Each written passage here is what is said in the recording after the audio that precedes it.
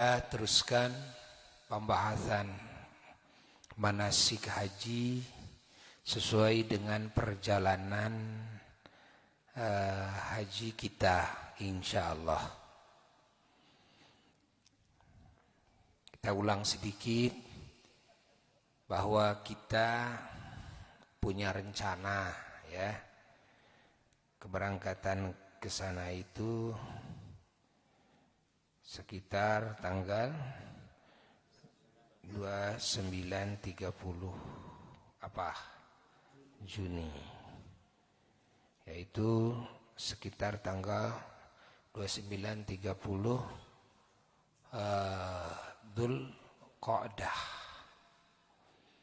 Dzulqa'dah. Jadi kalau tanggal 30 ada kemungkinan juga masuk tanggal 1 Dzulhijjah ke sana. Jadi kalau masuk tanggal 1 Dzulhijjah ke sana sudah masuk bulan haji. Ya. Kita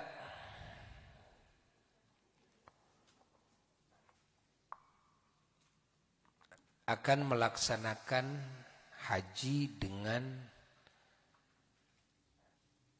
salah satu dari dua cara pelaksanaan haji yang akan dipilihkan kepada para jemaah. Satu, Abuya memilihkan cara hajinya ifrad. Cara haji ifrad. Cara haji ifrad itu adalah mendahulukan pelaksanaan manasik haji. Ingat, pelaksanaan haji ifrad itu mendahulukan pelaksanaan manasik haji, membelakangkan pelaksanaan manasik umroh. Tapi melakukan manasik haji itu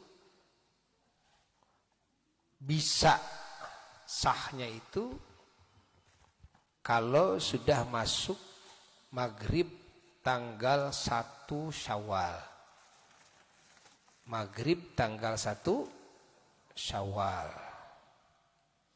Nah, itu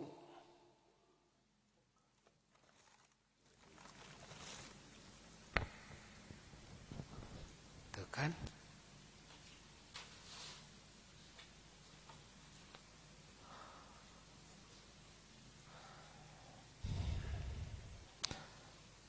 Sekali lagi, bolehnya melaksanakan niat ihram haji itu adalah dari mulai masuk maghrib tanggal 1 Syawal. Nah, sampai waktunya wukuf di Arafah. Ya, sampai waktunya wukuf di Arafah. Kalau mendahulukan niat ihram haji, ya, di waktu tersebut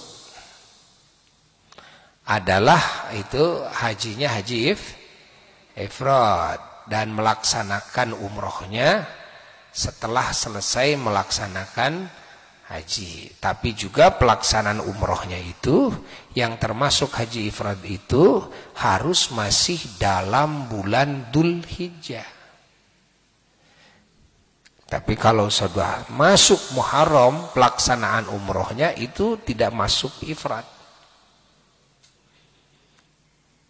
Seperti pelaksanaan tamattu. Ingat. Sekali lagi. Seperti dalam pelaksanaan tamattu. Yang disebut tamattu itu apa? Yang disebut tamattu itu adalah mendahulukan pelaksanaan manasik umroh membelakangkan pelaksanaan manasik haji. Tapi ada catatan, pelaksanaan umrohnya sudah masuk bulan-bulan ya yang sah untuk melaksanakan niat ihram haji, yaitu dari mulai maghrib tanggal 1 Syawal. Kalau umrohnya di bulan Ramadan kan, lalu pas musim haji lalu hanya melaksanakan manasik haji doang, setelahnya tidak melaksanakan umroh lagi di bulan haji kan, hanya melaksanakan haji doang dengan alasan saya mah umroh sudah di bulan Ramadan. Itu masuknya haji apa itu? Apakah masuk haji tamatu karena sudah melakukan umroh duluan? Tidak. Kenapa? Karena pelaksanaan umrohnya sebelum masuk maghrib tanggal 1 Syawal. Kalau umrohnya tanggal 1 Syawal, pulang lagi ke Indo. Kan sekarang banyak yang umroh, ya kan? Pulang lagi ke Indo. Setelah pulang lagi ke Indo, pas waktunya haji, berangkat lagi ke sana melaksanakan haji. Begitu praktek langsung melaksanakan haji, tidak melaksanakan umroh lagi, gitu kan? Ingat, tidak melaksanakan umroh lagi, atau melaksanakan umroh lagi sebelumnya atau sesudahnya, maka ini haji disebutnya haji tamatu. Ya, disebutnya haji tamatu. Kalau sudah melaksanakan haji, yang sekarang yang bulan Syawal ini ada yang pergi umroh, pulang lagi ke Indonesia, waktunya haji, berangkat lagi ke sana haji, lalu melaksanakan haji dulu, setelah haji dulu lalu umroh setelah hajian. Apa itu tidak masuk ifrad? Tidak. Dan tidak masuk ifrad. Kenapa? Kan bulan Syawal ini sudah melakukan umroh. Ya, tidak jadi berubah hukumnya menjadi ifrad, kan? Gara-gara umpamanya setelah hajinya langsung melakukan umroh lagi. Enggak. Seperti yang haji ifrad. Yang haji ifrad begitu datang ke Mekah langsung haji, amal haji, setelah beres amal haji langsung umroh. Itu hajinya haji apa?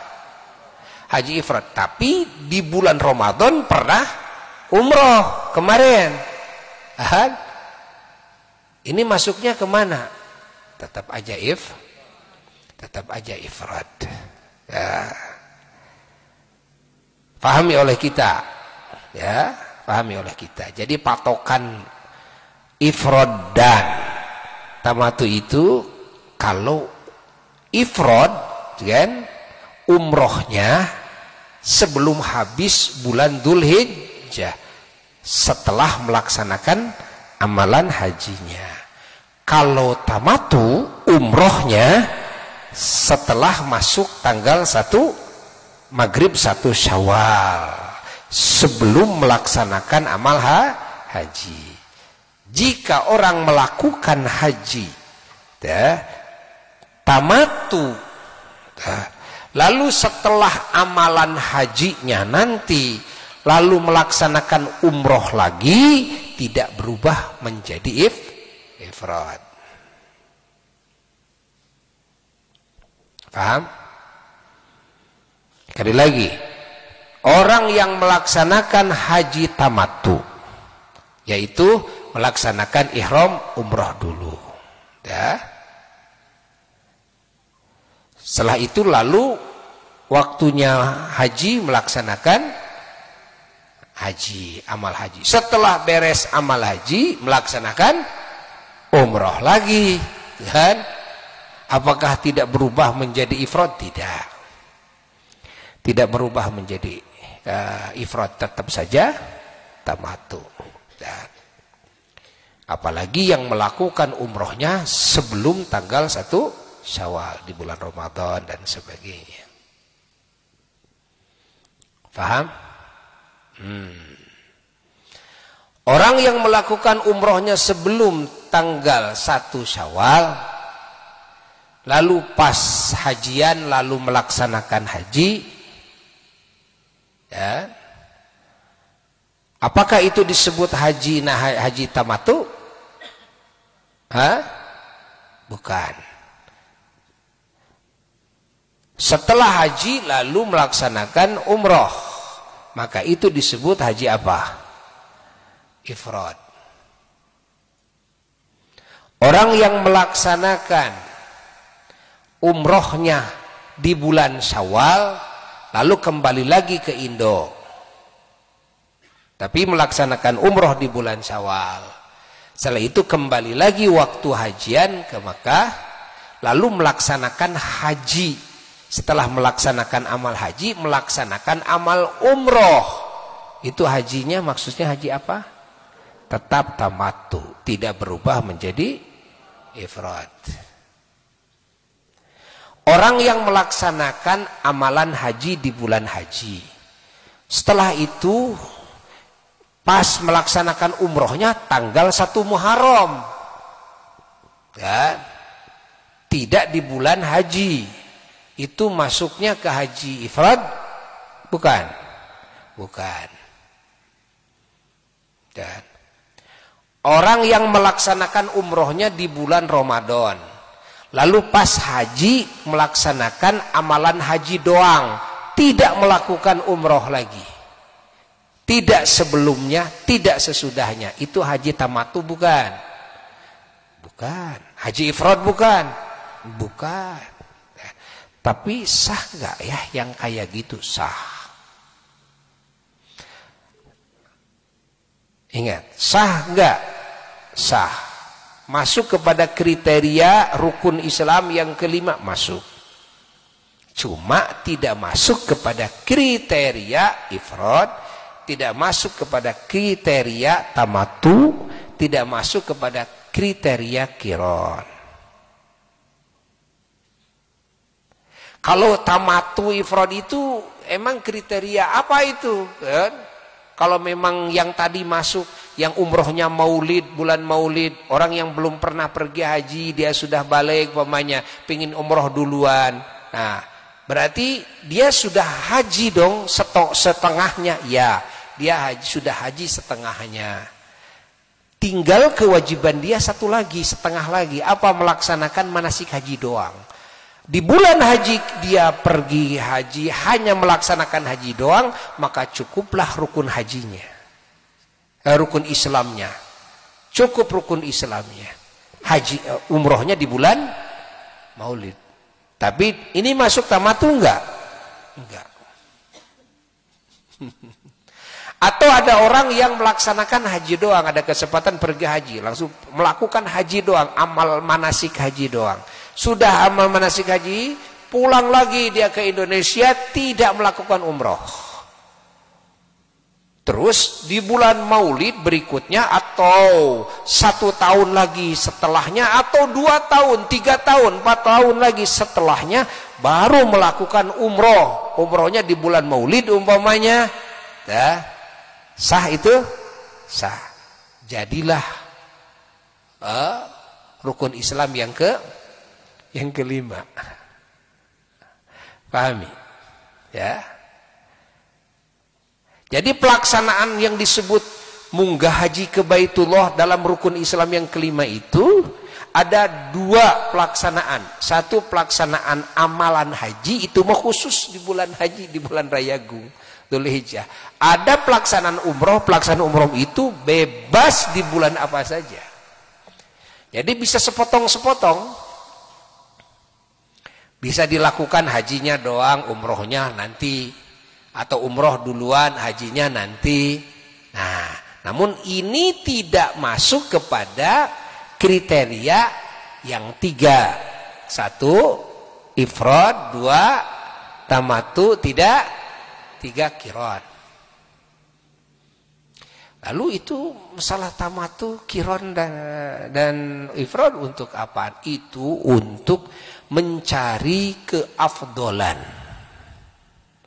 Nanti tingkatan keafdolan, keutamaannya, kalau dalam madhab Syafi'i, setelah sah yang tadi, umrohnya maulid, amalan hajinya di bulan haji, dipisah dua amalan itu. Nah, yaitu tingkatannya setelah itu baru naik kepada kiron. Ya, kiron itu menggabungkan amalan haji dan umroh. Ya, tawafnya ada dua, haji dan umroh. Tawafnya 7 kali keliling tapi mencakup tawaf haji dan mencakup tawaf umroh. Sa'inya juga begitu. 7 bolak-balik tapi mencakup haji dan umrah. Niatnya juga sama gitu kan, hanya 1 kali niat tapi mencakup haji dan umrah. Tahallulnya sama, cuma hanya 1 kali gunting rambut tapi mencakup tahallul untuk haji dan umrah. Nah, gitu. Ini namanya kiron. Kiron itu digabungkan tapi jarang dilakukan. Itu yang paling rendah levelnya, ya, yang paling rendah levelnya. Ya. Tapi kalau dibanding yang tadi yang tidak ada level, masih bagusan kiron. Namun haji kiron ini harus didam dengan domba. Ya. Lalu dari kiron naik ke atas levelnya tamatu. Ya, tamatu. Haji tamatu ini juga harus didam domba. Ya, dari per orangnya. Nah, yang paling tinggi levelnya apa? Ifrad. Ini menurut mazhab Imam Syafi'i. Nanti kalau menurut mazhab imam lain, kan, Imam Malik umpamanya nanti mengatakan bahwa kiron itu, tamatu itu lebih utama daripada ifrad. Nah, kalau dalam madhab Syafi'i, ifrad lebih utama daripada tamatu. Kenapa? Satu, karena Rasulullah Sallallahu Alaihi Wasallam, beliau waktu hajinya, ya, waktu beliau haji wada itu, beliau melaksanakan hajinya haji ifrad. Menurut madhab Syafi'i, karena beliau melaksanakan amal haji dulu. Kan Rasulullah pernah umrah dulu di tahun ke-6, ke-7, itu kan, ke-8. Itu kan beda tahun. Beda tahun itu. Ya, tidak bisa berubah menjadi tamatu, itu kan, udah beda tahun. Dah.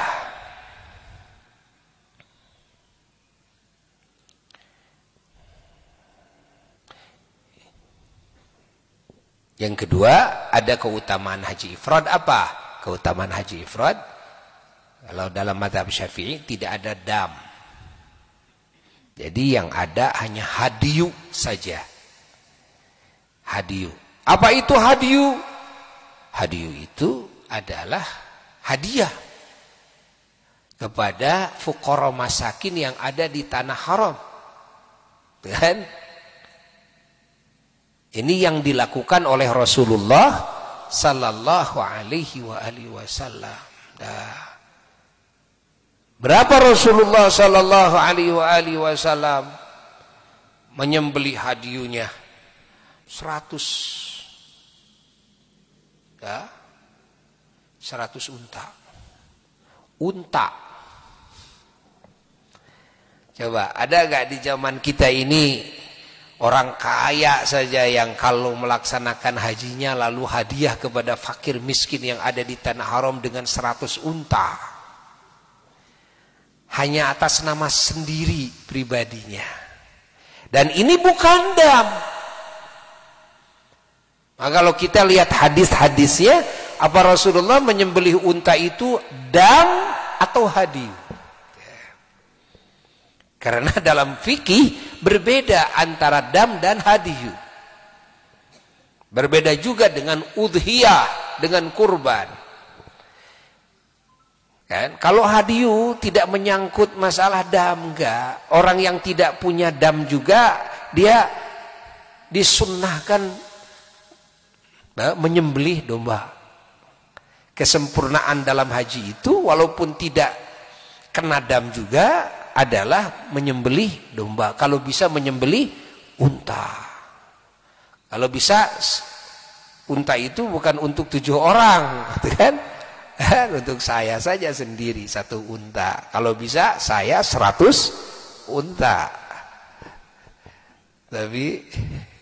Tapi ya, coba siapa di antara kita yang bisa menyuarakan ikuti sunnah Nabi dalam segala hal? Khudhu anni manasikakum, ayo ambil manasik kalian dariku, ambil. Gak sanggup nih. Gak sanggup ya, gak sanggup. Yang kaya saja belum pernah dengar, belum pernah dengar ini. Masya Allah. Nah, jadi ada hadiyu, ada dam. Jadi kalau begitu yang tamatu kena dam, ya. Kiron kena dam. Yang kena dam boleh hadiyu, ya bagus. Ya dam, ya hadiyu. Ya. Dombanya beda, ya beda. Ada domba dam, ada domba hadiyu. Saya pingin kurban, ya domba kurban. Jadi kalau yang tamatu, hadiyu pingin punya, kurban pingin punya, jadi harus 3 dombanya. Nah, kita harus mikir lagi dari sekarang, ngumpulin duit. Kalau kita tamatu, kalau saya ifrad, ndak kena dam. Ya, nanti kenananya apa? Hadiyu. Hadiyu, itu kan pingin kurban berarti harus ada 2 lagi, ya. Nah, pahami oleh kita, ya.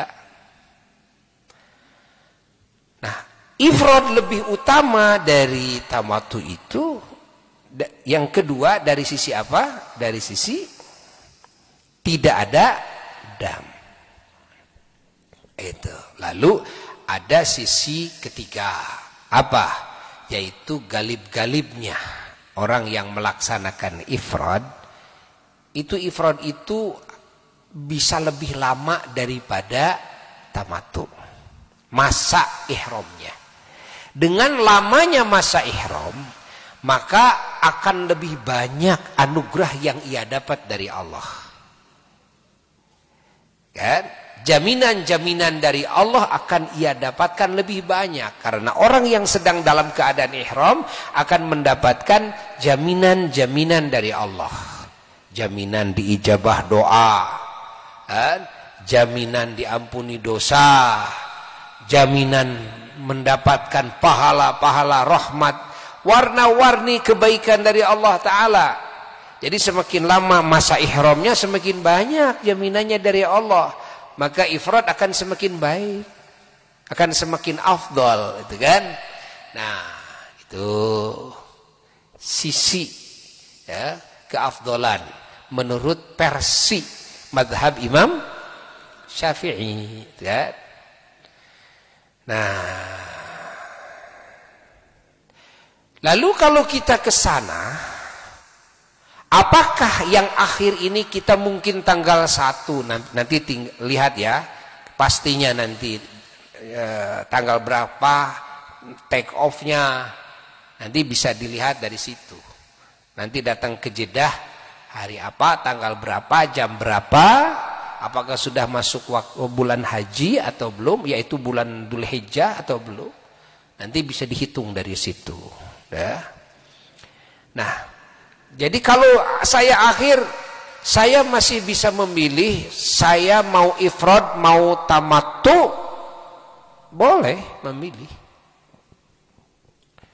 Kan sudah masuk bulan haji, walaupun sudah masuk bulan haji. Salah orang yang berpendapat kalau pergi hajinya ya sudah masuk bulan Dzulhijjah harus ifrad, itu salah. Nah, kalau pergi hajinya paling belakang, kloternya paling akhir, gelombang kedua ke Mekah dulu, gitu kan? Harus ifrad, salah. Ini ada pemikiran yang salah karena dia kurang luas ngaji manasik hajinya.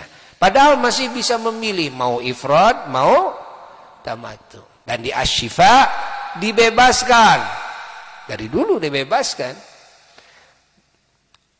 Mau ifrad, mau tamattu bebas. Baik itu gelombang pertama maupun gelombang kedua. Baik kloter awal maupun kloter akhir. Baik itu datang ke sananya sebelum bulan Dzulhijjah maupun setelah masuk bulan Dzulhijjah, tetap boleh memilih mau ifrad mau tamattu. Jadi kalau saya mau tamattu, contoh nih, masuk tanggal 1 Dzulhijjah, sementara haji berangkatnya tanggal 8. Jadi tanggal 1 ke tanggal 8 kan ada waktu 1 minggu. Ya.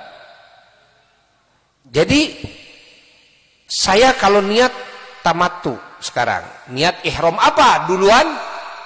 Ihram umrah, baik. Berarti dari Jeddah kita setelah sholat niat ihram umrah. Bagaimana niatnya? Begini, nawaitul umrata wa ahramtu biha. Lillahi ta'ala, niat saya umrah dan ihram saya dengan umrah karena Allah Ta'ala sudah niat. Niat itu pokoknya di hati, tapi sunnah diucapkan. Ya, salah satu yang jelas nas hadis bahwa niat yang sunnah diucapkan itu adalah dalam niat haji dan umrah, karena dicontohkan oleh Rasulullah SAW. Maka dalam mazhab Syafi'i dikiaskan ke sana juga. Ya, karena haji umrah ini kan ibadah. Kalau dalam muamalat malah wajib diucapkan itu kan, dalam akad. Seperti dalam jual beli itu kan, ada akad. Akad itu kan diucapkan. Akad nikah, akad jual beli kan diucapkan. Ucapan itu kan mengucapkan niat yang ada di hati gitu kan. Nah, tapi di luar itu urusan ibadah, di sini ada dua versi. Versi madhab yang lain tidak sunnah diucapkan niat itu. Versi Imam Syafi'i, ijtihadnya sunnah diucapkan. Mau wudu, nawaitul wudu'a diucapkan. Mau sholat, usolli. Mau sholat, bukan di dalam sholat. Mau sholat, dan mengucapkan usolli. Apa saja diucapkan. Nah, salah satu rujukannya adalah ketika Rasulullah SAW mengucapkan niat umroh dan haji ini, kan, diucapkan. Padahal ini kan ibadah. Dan niat itu kan di hati. Cukupkah saya niat umroh dan haji di hati? Cukup. Cuma kalau diucapkan ada bonus pahala, ya, dari pengucapannya itu. Nah, setelah kita mengucapkan niat ihram, maka di situ ada larangan-larangan melakukan hal-hal yang dilarang dilakukannya di dalam ihram. Tidak boleh pakai wangi-wangian, tidak boleh memotong kuku, rambut, gitu kan, bulu, tidak boleh, kan? Terus juga perempuan tidak boleh menutup wajah, memakai kaos tangan, kan? Lalu juga laki-laki tidak boleh menutup kepala, tidak boleh pakai kaos tangan, kaos kaki, tidak boleh pakai tali yang mengikat anggota badan kita dengan berapa tali? Dengan 2 kali tali mati atau 3 kali tali mulang. Tidak boleh pakai yang nyarung-nyarung, ya, yang sifatnya sempit.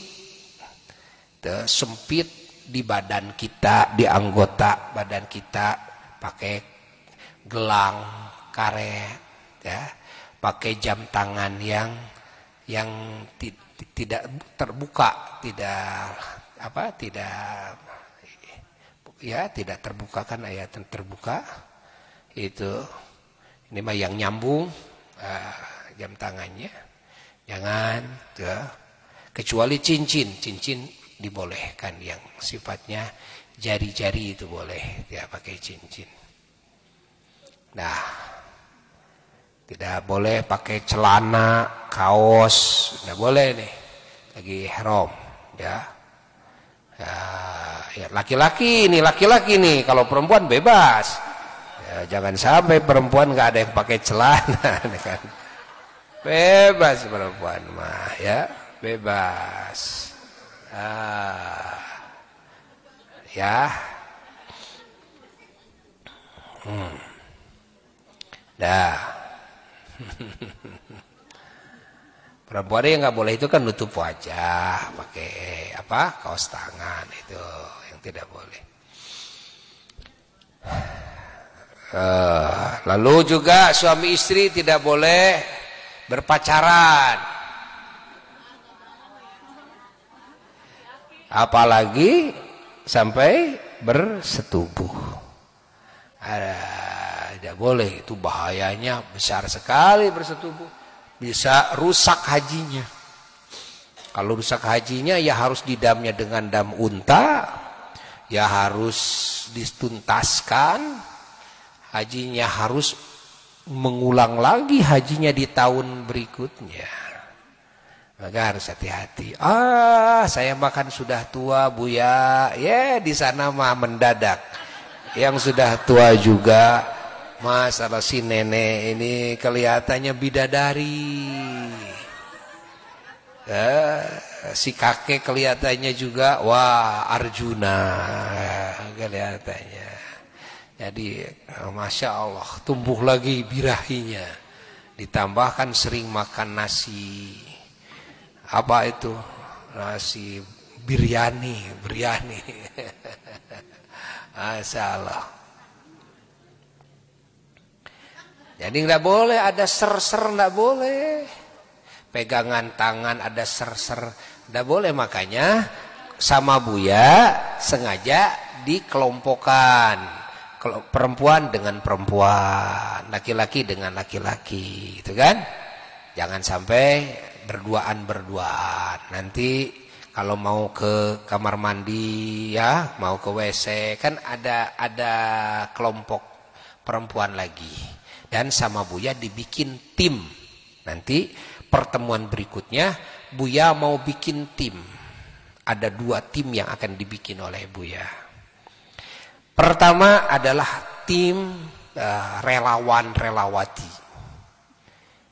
Nah, ini tim relawan, khusus aja tim relawan. Jadi pemuda-pemuda harus siap jadi relawan, pemudi-pemudi yang muda-muda harus siap jadi relawan. Relawan apa? Yang ngebantu yang tua, ngebantu yang sakit, siap bawa barang-barangnya, beresin, nganter ke mana?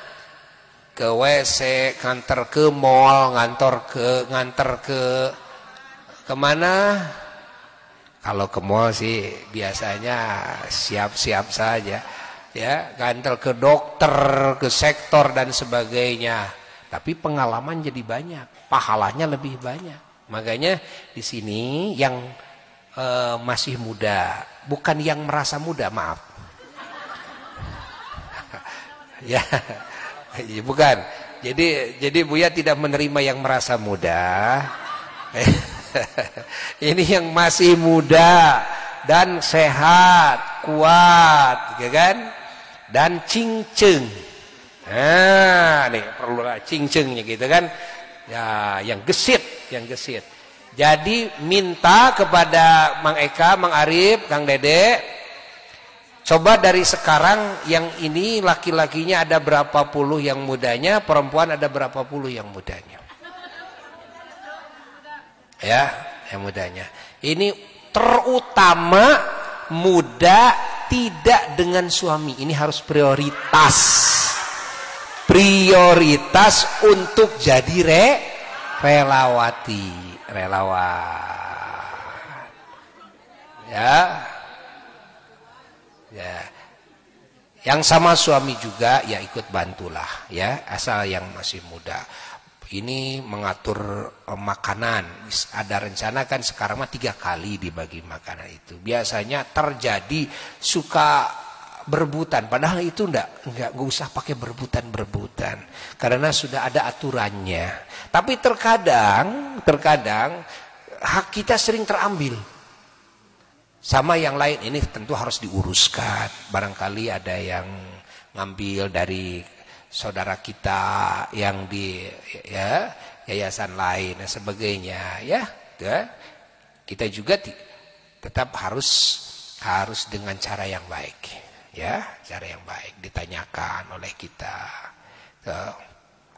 Minuman biasanya suka dijatah, suka dijatah untuk berapa hari gitu kan, suka dijatah. Jadi dibikin satu itu tim itu. Yang kedua yang akan dibikin sama Buya itu adalah tim salawat, tim maulid. Karena setiap hari di Makkah itu Buya sebelum hajian ya, dan setelah selesai hajian setiap hari itu biasanya dari duhur sampai asar itu suka mengadakan pengajian. Jadi kita itu tidak lepas ngaji. Bahkan di sanalah saatnya kita mesantren ya. Pesantren 40 hari ya. Pesantren 40 hari insyaallah mengkaji tauhid, mengkaji akhlak, mengkaji bab hukum, fikih dan sebagainya, sekaligus pendidikan, wirid, zikir ya, doa-doa, sholawat diterapkan langsung. Jadi setiap duhur sampai asar itu ada pembacaan ratib. Kadang ratib ya, Al-Haddad, Ratib Al-Atos. Lalu di sana juga dibaca Maulid Nabi, baca qasidah burdah, diminta ada timnya. Artinya timnya ini yang bagus suaranya. Ya, siapa laki-laki yang bagus suaranya? Cukup yang laki-laki 5 orang. Kan? Kalau enggak ada ya pokoknya yang penting adalah minimal 2 orang yang bagus suaranya, yang selalu memimpin itu ya bersama Buya, yang suaranya bagus ya, yang enak didengar, bukan enak diamnya.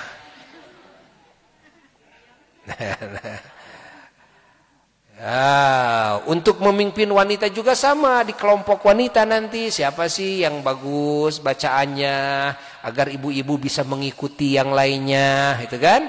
Nah, coba dipilih, ditentukan.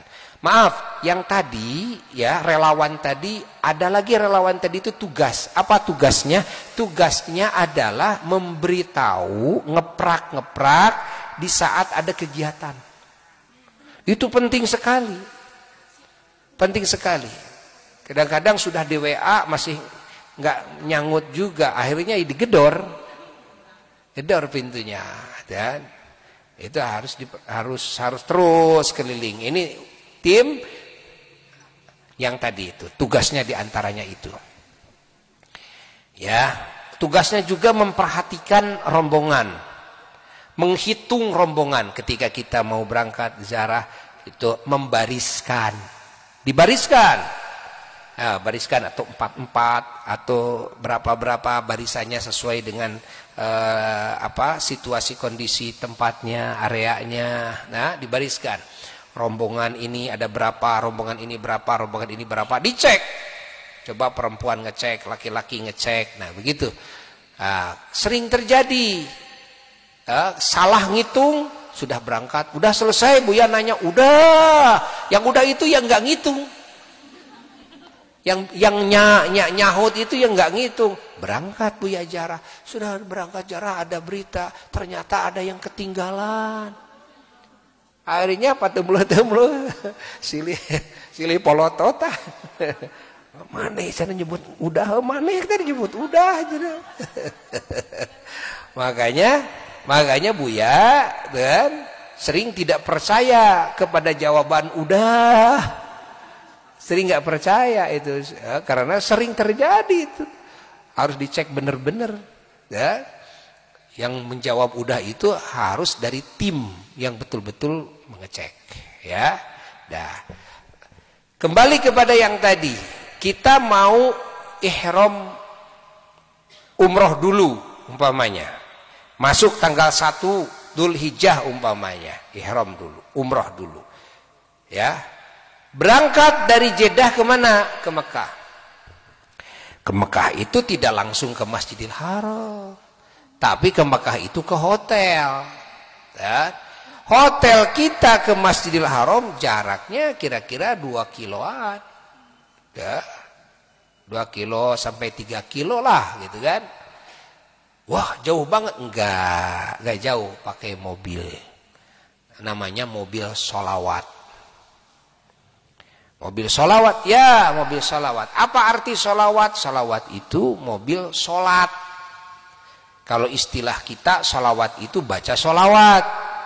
Kalau di sana mobil sholawat itu mobil angkutan untuk sholat fardu yang 5 waktu begitu. Nah, tulis mobil sholawat. Ya, sholawat itu kata jamak dari sholat. Nah, sholawat. Nah, itu 1 kali 24 jam bolak-balik. Free, tidak ada bayaran. Ya, tidak ada bayaran. Itu terus lewat ke depan halaman rumah kita. Ya. Nah, tapi kita berangkat ke masjid itu harus bergerombol, ya, bergerombol. Nah, jadi pulang juga nanti dari terminal begitu, sudah disiapkan. Nah, sementara untuk Jawa Barat sudah dikomplekkan oleh pemerintah, khusus komplek wilayah Jawa Barat. Jadi orang Sunda semua. Masuk ke hotel ini orang Sunda, masuk aja orang Sunda, hotel ini orang Sunda, kan? Komplek Jawa Barat. Jadi yang nyelonong hilang juga alhamdulillah sudah dikomplekkan, jadi penanganannya lebih gampang. Kenapa? Karena bahasanya bahasa Sunda, nulinglung orang Sunda gitu, udah ditanya anak orang Sunda gitu ya, sadayana. Nah, alhamdulillah. Nah, masuk ke hotel. Nah, begitu kita datang ke hotel kita tidak bisa langsung masuk aja hotel, enggak bisa. Setiap ketua rombongannya dipanggil dulu. Kita yang lain tunggu di bis. Lalu nanti dikasih kunci. Kunci itu dikasihkan ke siapa? Ketua rombongan, ya, untuk regu-regunya. Nah ini kita harus bisa ngatur nih. Nah, sama Buya biasa suka diatur lagi. Kenapa? Karena pengaturan dari sana terkadang tidak sesuai dengan yang kita inginkan. Demi kemaslahatan jamaah kita semuanya. Ya. Contoh, ada di sini anaknya, ibunya kamarnya jauh atau lantainya beda. Kan? Kadang beda rumahnya. Karena gedung ini sudah habis, akhirnya dibagi 2 satu rombongan itu. Asyifa ini pernah dibagi 3 kalau nggak salah pernah. Jadi sama yayasan yang lain juga pernah dipecah-pecah. Yang ini ke sini, yang ini sebagian orang ke sini, sebagian orang ke sini, kan bikin repot. Nah, Buya suka dicari solusinya bagaimana yang diutamakan, terutama yang punya orang tua agar selalu dekat dengan orang tuanya. Ya.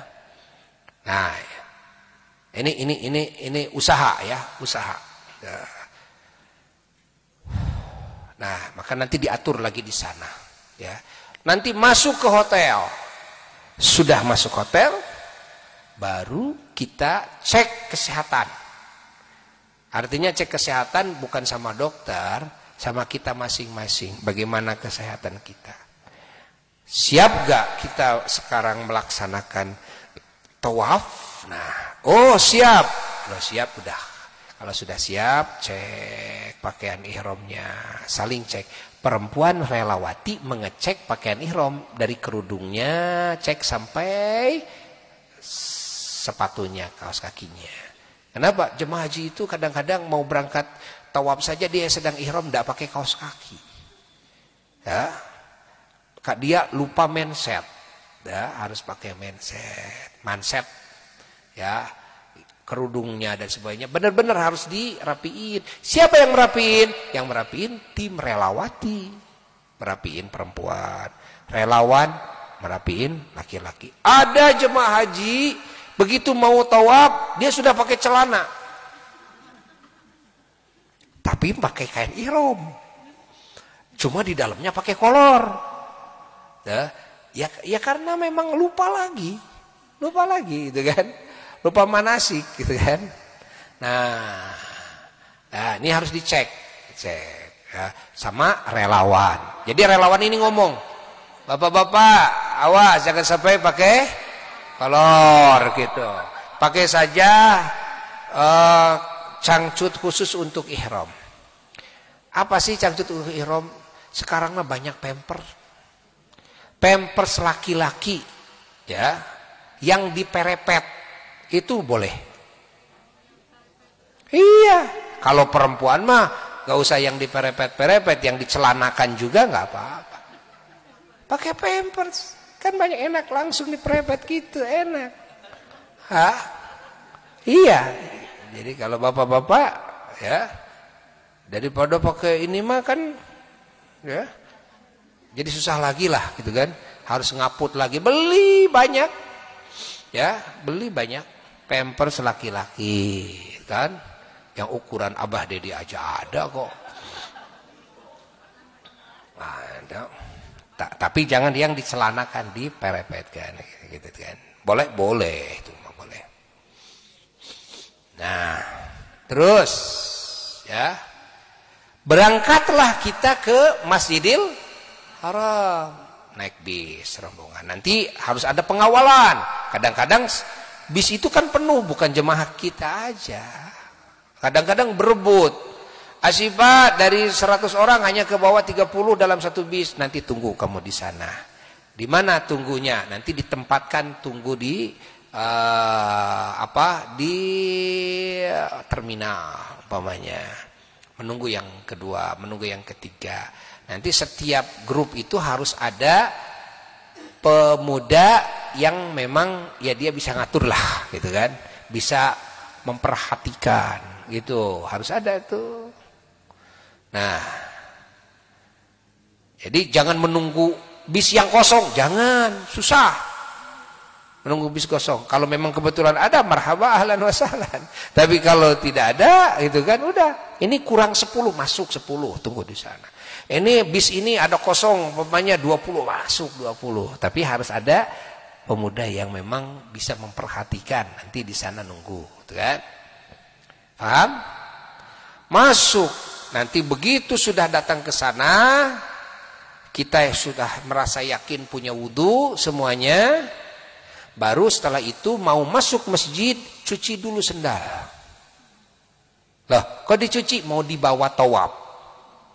Masalahnya kalau sendal ini dari kamar mandi dan sebagainya, tempat najis, selalu kita tiba-tiba masuk masjid di bawah sendal yang ini, nah dibawa tawaf kita tidak sah.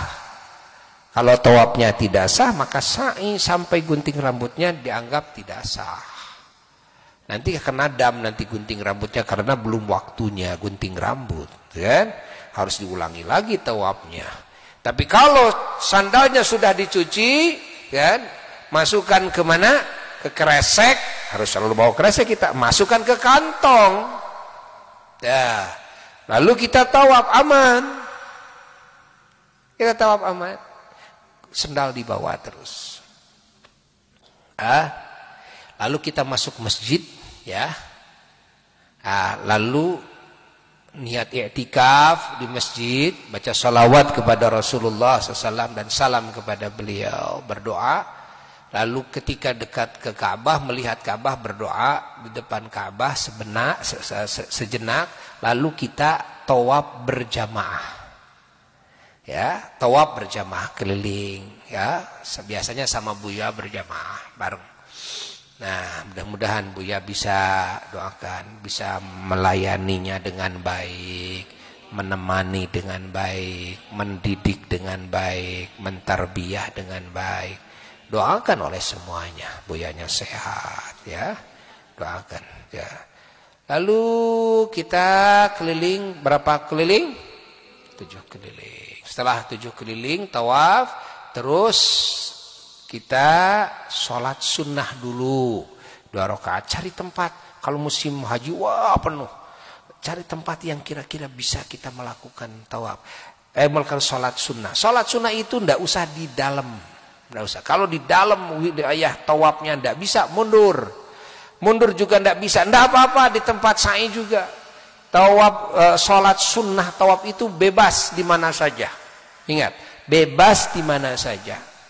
Afdolnya memang di dalam masjid. Afdolnya, ya. Kalau memang darurat berjubel, nggak bisa, ya, melakukan sholat sunnah tawaf di sana, di luarnya saja. Yang di mana tempat yang bisa.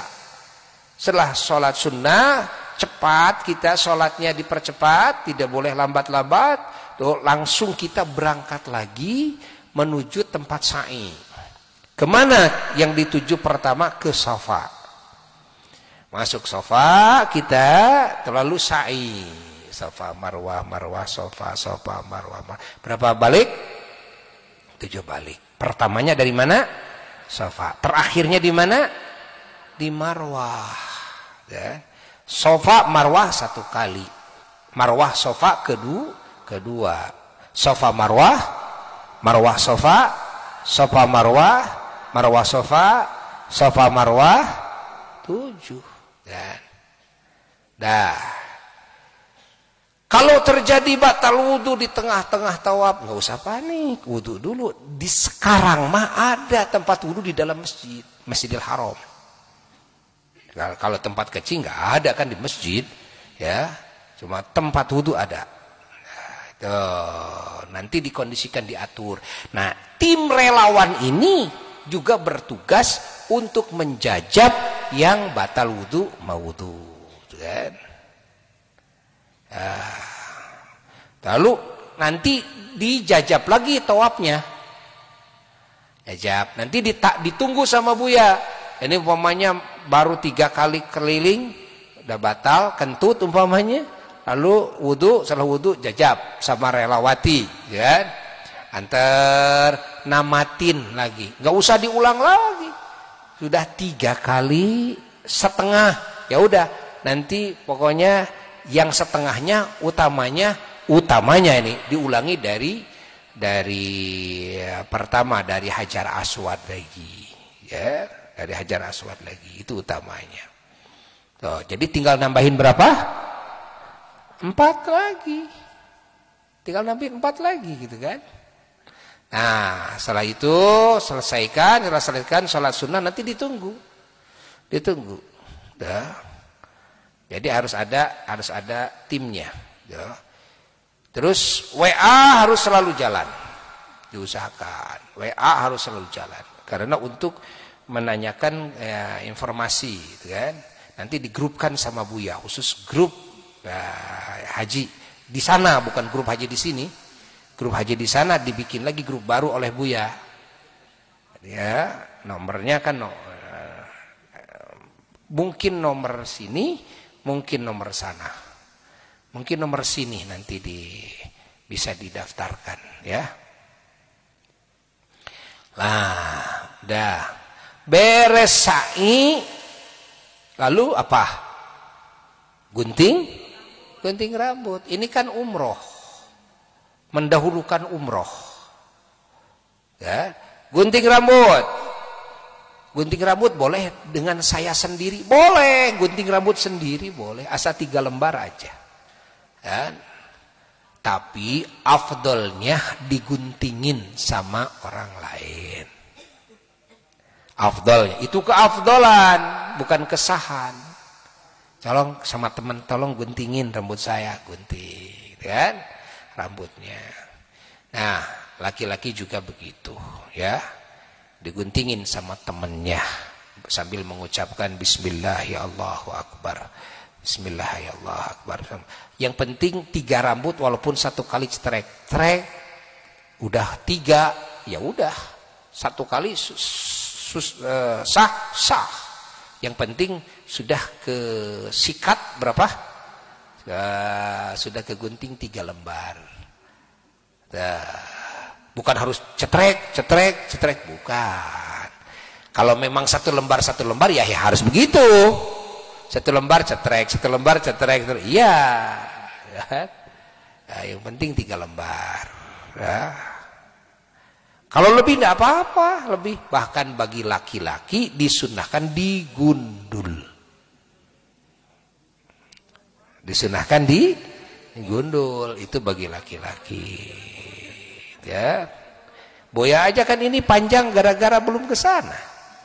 Karena setiap ke sana, itu kan dulu itu setiap digundul, umroh gundul, haji gundul. Karena enggak umroh enggak haji, ya udah gondrong.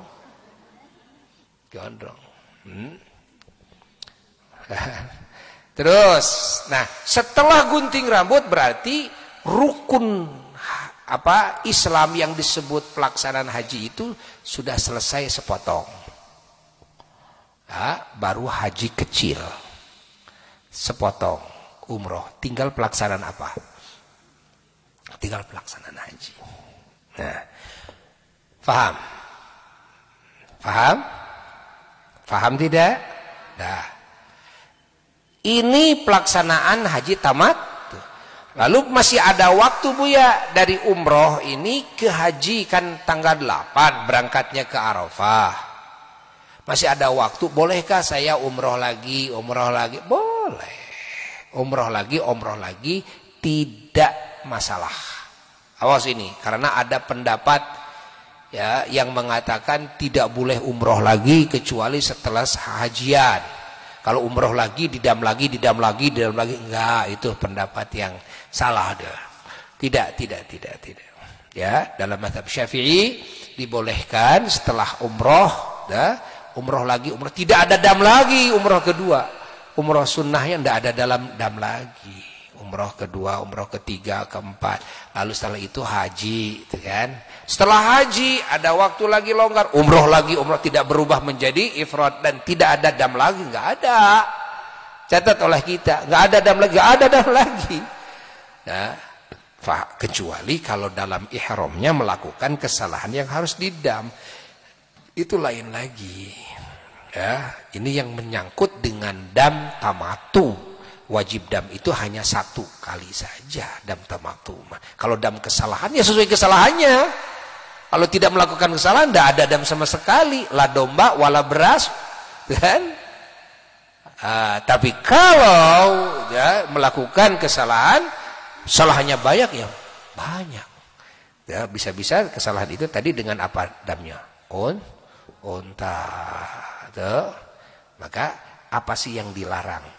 Harus diperhatikan oleh kita. Nanti oleh Buya diingatkan lagi poin-poin yang dilarang. Makanya kalau sudah ada kepastian berapa yang orang ini yang ikut, lalu sama Buya dibikin dulu WhatsApp grup semuanya, Buya akan kasih arahan-arahan secara khusus, kan? Nah, yang harus dibaca terus. Jadi ngaji lewat apa?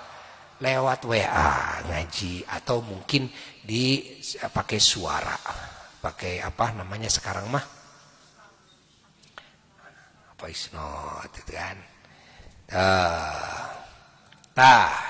Itu. Paham tidak nih? Nah. Kalau damnya, kapan melaksanakan damnya? Melaksanakan dam itu kalau sudah selesai tahallul dari umroh, itu sudah masuk sah pelaksanaan dam umroh. Tapi boleh juga pelaksanaan dam umroh nanti setelah beres hajian. Ya, boleh juga setelah beres hajian. Nah, udah. Oh, jadi yang akhir juga bisa tamatu? Bisa. Kalau sudah gunting rambut, umroh 1 kali, saya bebas dong di baju, bebas. Saya bebas bersetubuh dengan istri saya, bebas. Bebas. Ya. Masya Allah. Di mana? Ya gimana? Jangan tanya sama Buya, urusan kamu itu mah. Kamu yang mau enaknya, Buya nggak bisa apa-apa itu kan. Ini banyak yang mau apa sesonoan ya sama istrinya, kok nanyanya sama Buya sih?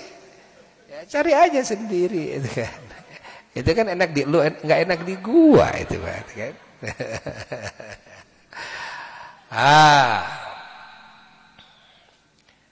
Jadi bebas.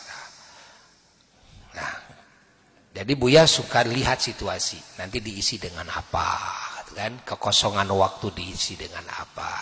Kadang diisi dengan ziarah.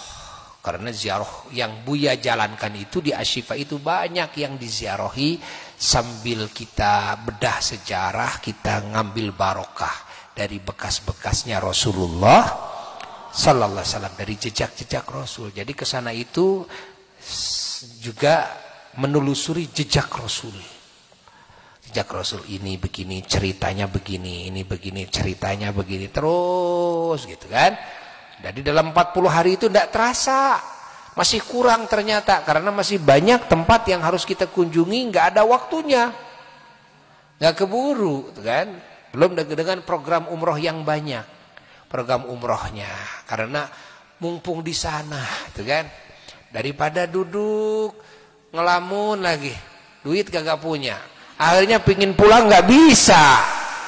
Cuma menangis, ingat ke cucu, ingat ke anak, ingat ke domba, ingat ke burung, gitu kan. Pingin cepet pulang, nggak ada jalan, gitu kan. Kan tidak baik. Duduk di depan Ka'bah Baitullah, di depan Rasul, malah hati ada di mana? Hati ada di kandang dombanya. Kan tidak baik gitu kan? Masih baikan nangis di sini ingat ke Ka'bah, ingat ke Rasul, daripada di sana ingat ke mana? Ingat ke kandang domba. Masya Allah ya. Ya. Makanya Buya suka diisi dengan berbagai kegiatan ngaji agar terbius, ya dapat pahala, ya terbius gitu kan, ilmu bertambah. Hari-hari kita memang manfaat gitu kan, malah dengan banyak jalan ke sana ke sini jadi sehat. Yang tadinya di sini sakit-sakitan, sebetulnya sakit-sakitannya kurang gerak di sini itu. Di sana digerakkan terus, akhirnya ini sehat. Gitu ya. Nah, ini cara yang pertama. Cara yang kedua yaitu ifrad.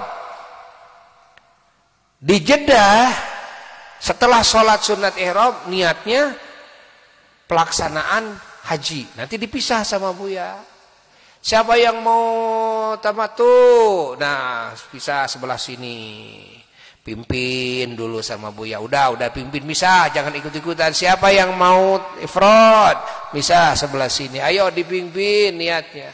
Niatnya niat haji. Nawaitul hajja wa ahramtu bihi lillahi ta'ala. Niat saya haji dan berihram saya dengan haji karena Allah Ta'ala.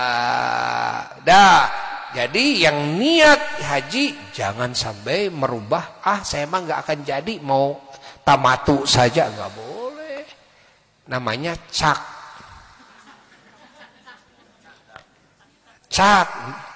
Ya, tidak ada bit heula, nggak ada. Itu udah cak, kan? Udah cak. Itu resikonya nanti ya banyak resikonya, diantaranya dam. Ya, jadi yang tamattu artinya niatnya niat ihram apa? Umroh. Yang ifrad niat ihramnya niat ihram haji. Bareng berangkat kemana?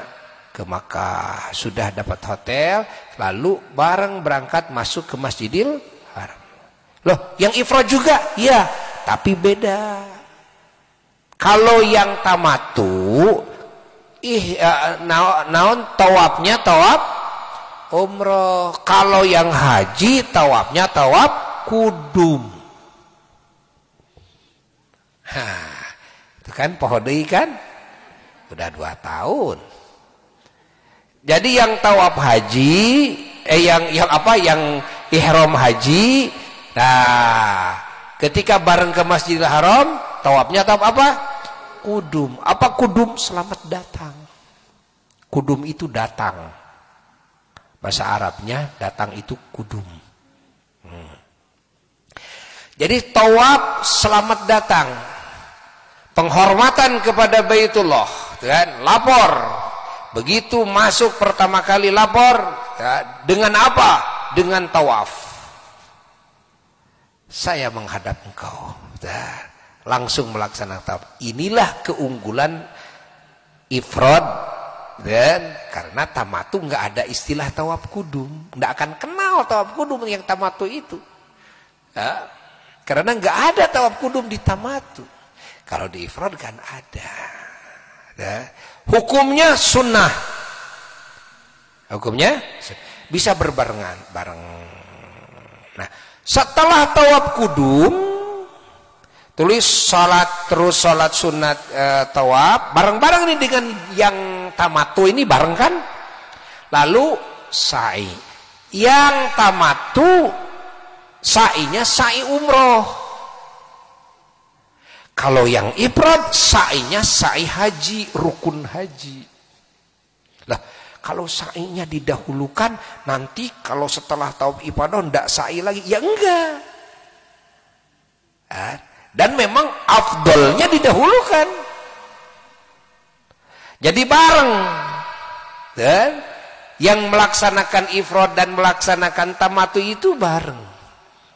Ikut sa'i. Cuman setelah selesai sa'i, yang tamattu gunting rambut, ya, tahallul umrah.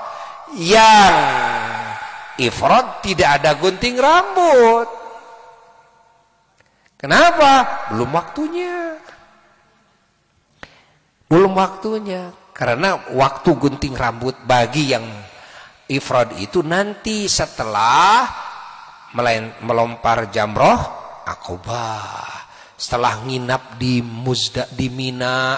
Muzdalifah, dari Arfah ke Muzdalifah, nginap dulu di Muzdalifah, setelah itu lewat tengah malam, kan? Itu sudah masuk waktunya tuh.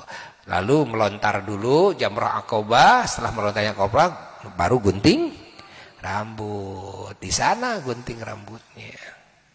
Nah, sekarang jadi setelah sa'i yang tamattu apa? Tahallul dengan cara gunting rambut. Itu pelaksanaan apa itu namanya? Umroh. Lalu yang ifrad gunting rambut enggak? Tidak. Lalu yang ifrad setelah itu gimana?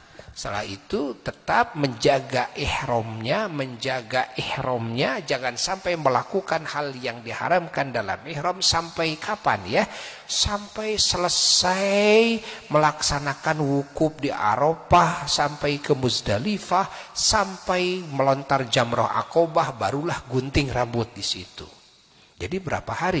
Taruh kalau tanggal 1 Dzulhijjah, 1, 2, 3, 4, 5, 9, 9, 10. Karena 9 itu kan wukuf di Arafah. Malam 10. Kadang-kadang kan pagi-pagi kita melontar jamroh Aqobahnya. Jadi gunting rambutnya tanggal 10. Siap gak menjaga diri kita 10 selama 9 hari lebih lah, gitu kan? Siap gak gitu kan menjaga dari hal-hal yang diharamkan? Tanya diri kita.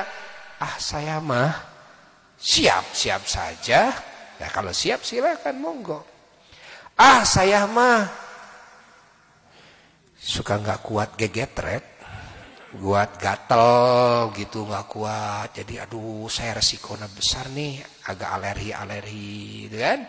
Suka gatel-gatel, atau Saya mah suka nggak kuat sama cewek, sama istri. Sementara sama istri saya, aduh lah, makanan kan daging melulu deh. Nah, nanti khawatirnya lagi ihram malah jadi nggak baik. Saya sedang ihram kok, walaupun sama istri, tapi kan diharamkan sedang ihram mah sama istri juga, gitu kan? Dosa kan sama istri juga, yang berpegangan tangan, ada syahwat, gitu kan? Kalau ada syahwat nih, bertatapan ada syahwat, masa sedang pakai kain ihram dongkrak pasang? Ini sama istri loh, apalagi sama cewek lain. Sama istri saja udah dosa, lalu apa-apaan kita berihram lalu berdosa?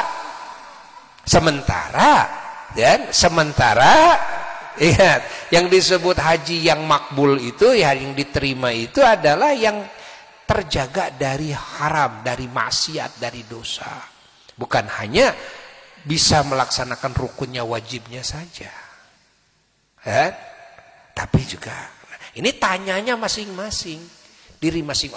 Saya masih siap menjaga, saya mah alhamdulillah sehat, saya mah tidak punya alergi dan sebagainya. Udah, kalau nggak ada silahkan monggo ifrad, ya. Tapi kita ihramnya berarti berapa hari?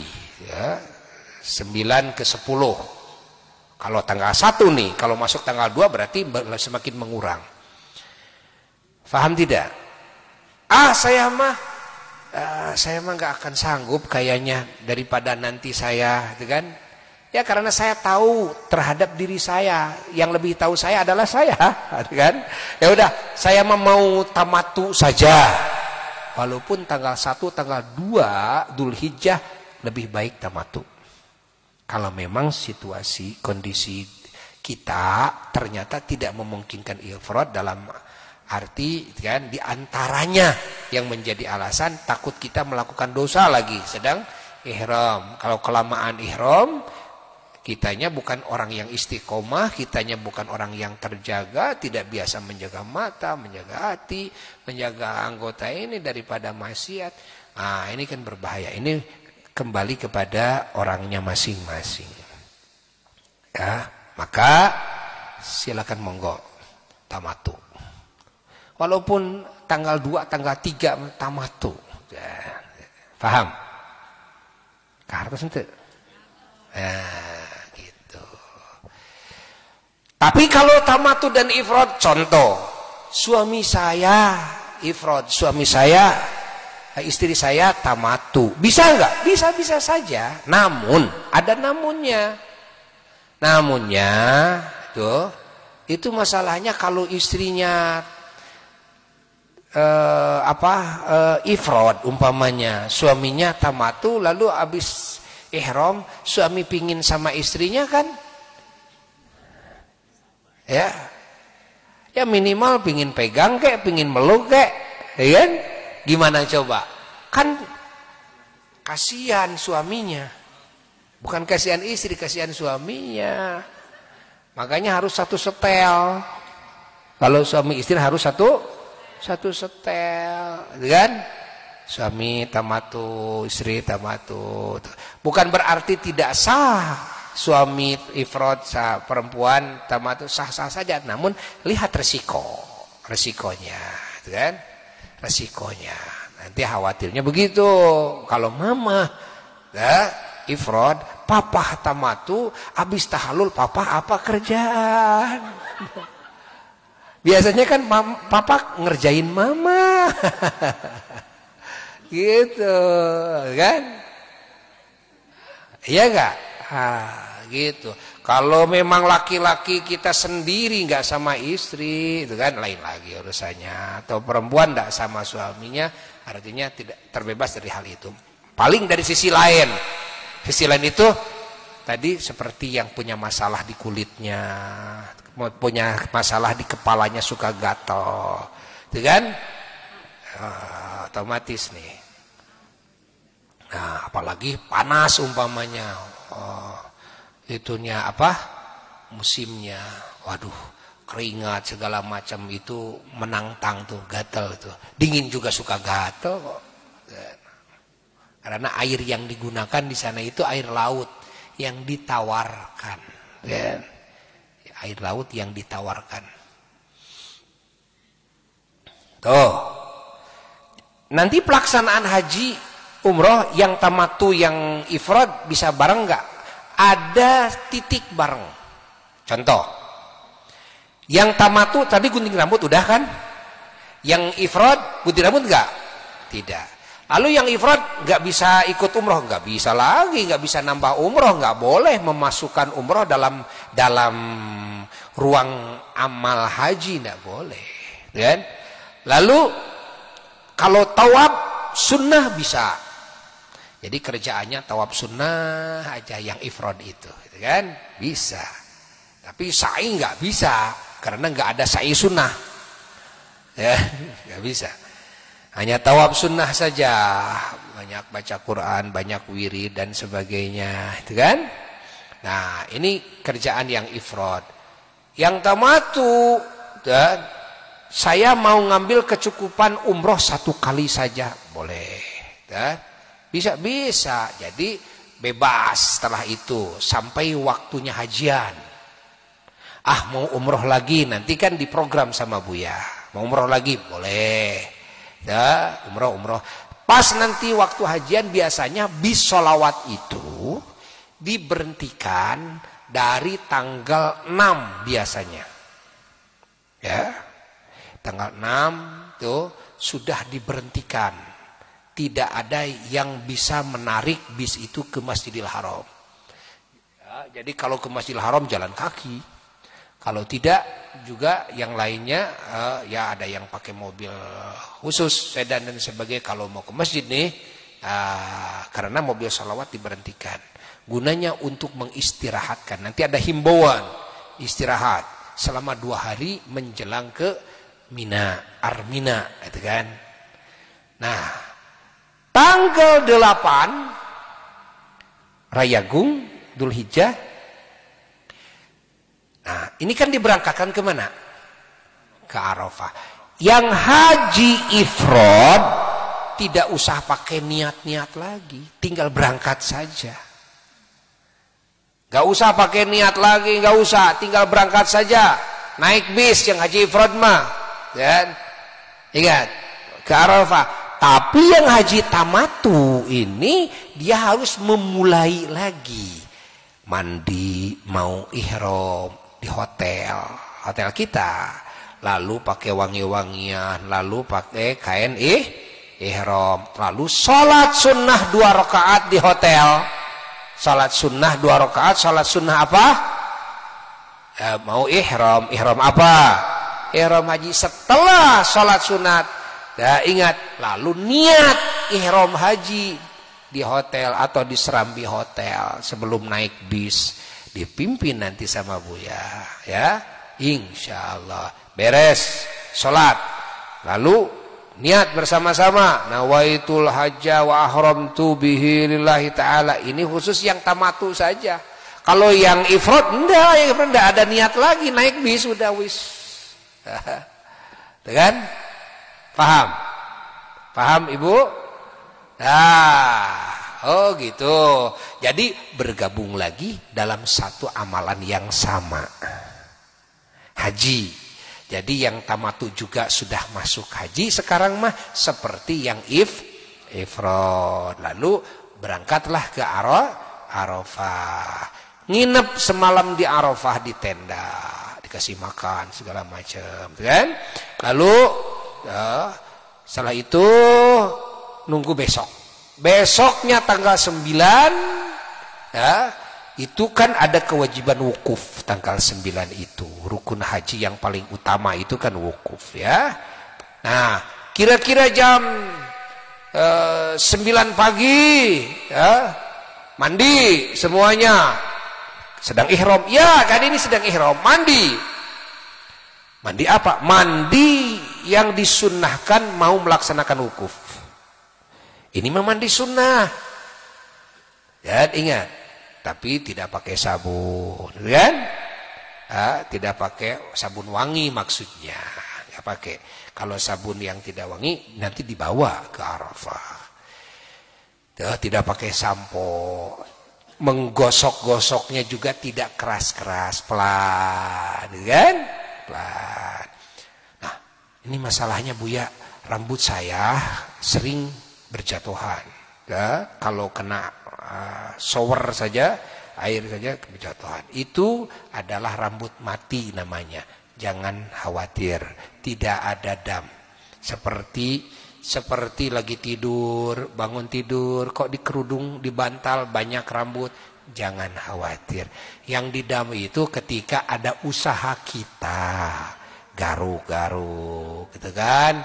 Lalu ada yang copot ini, ngorong, lalu ada bulu hidung. Ya, itu kan ada usaha kita. Kalau ini tidak ada usaha kita, kita juga nggak tahu kok. Kan menurut kebiasaan kalau kena air nggak mungkin lah, kalau rambutnya bukan rambut mati nggak mungkin langsung copot, gitu kan? Jadi nggak usah khawatir, kumpulin aja rambutnya, nanti dikuburkan di Arafah aja, kuburkan, kan? Ya, di tanah Arafah. Nah, paham tidak? Jadi sunnah hati-hati nih, ada pemahaman. Bahkan Buya pernah dengar sendiri nih, ya.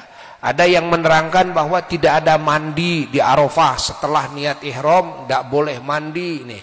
Ini karena dia wawasan manasiknya tidak tuntas, ya kan? Kadang-kadang kalau tidak tuntas, walaupun pembimbing haji sekalipun, kalau tidak tuntas manasiknya ya gitu.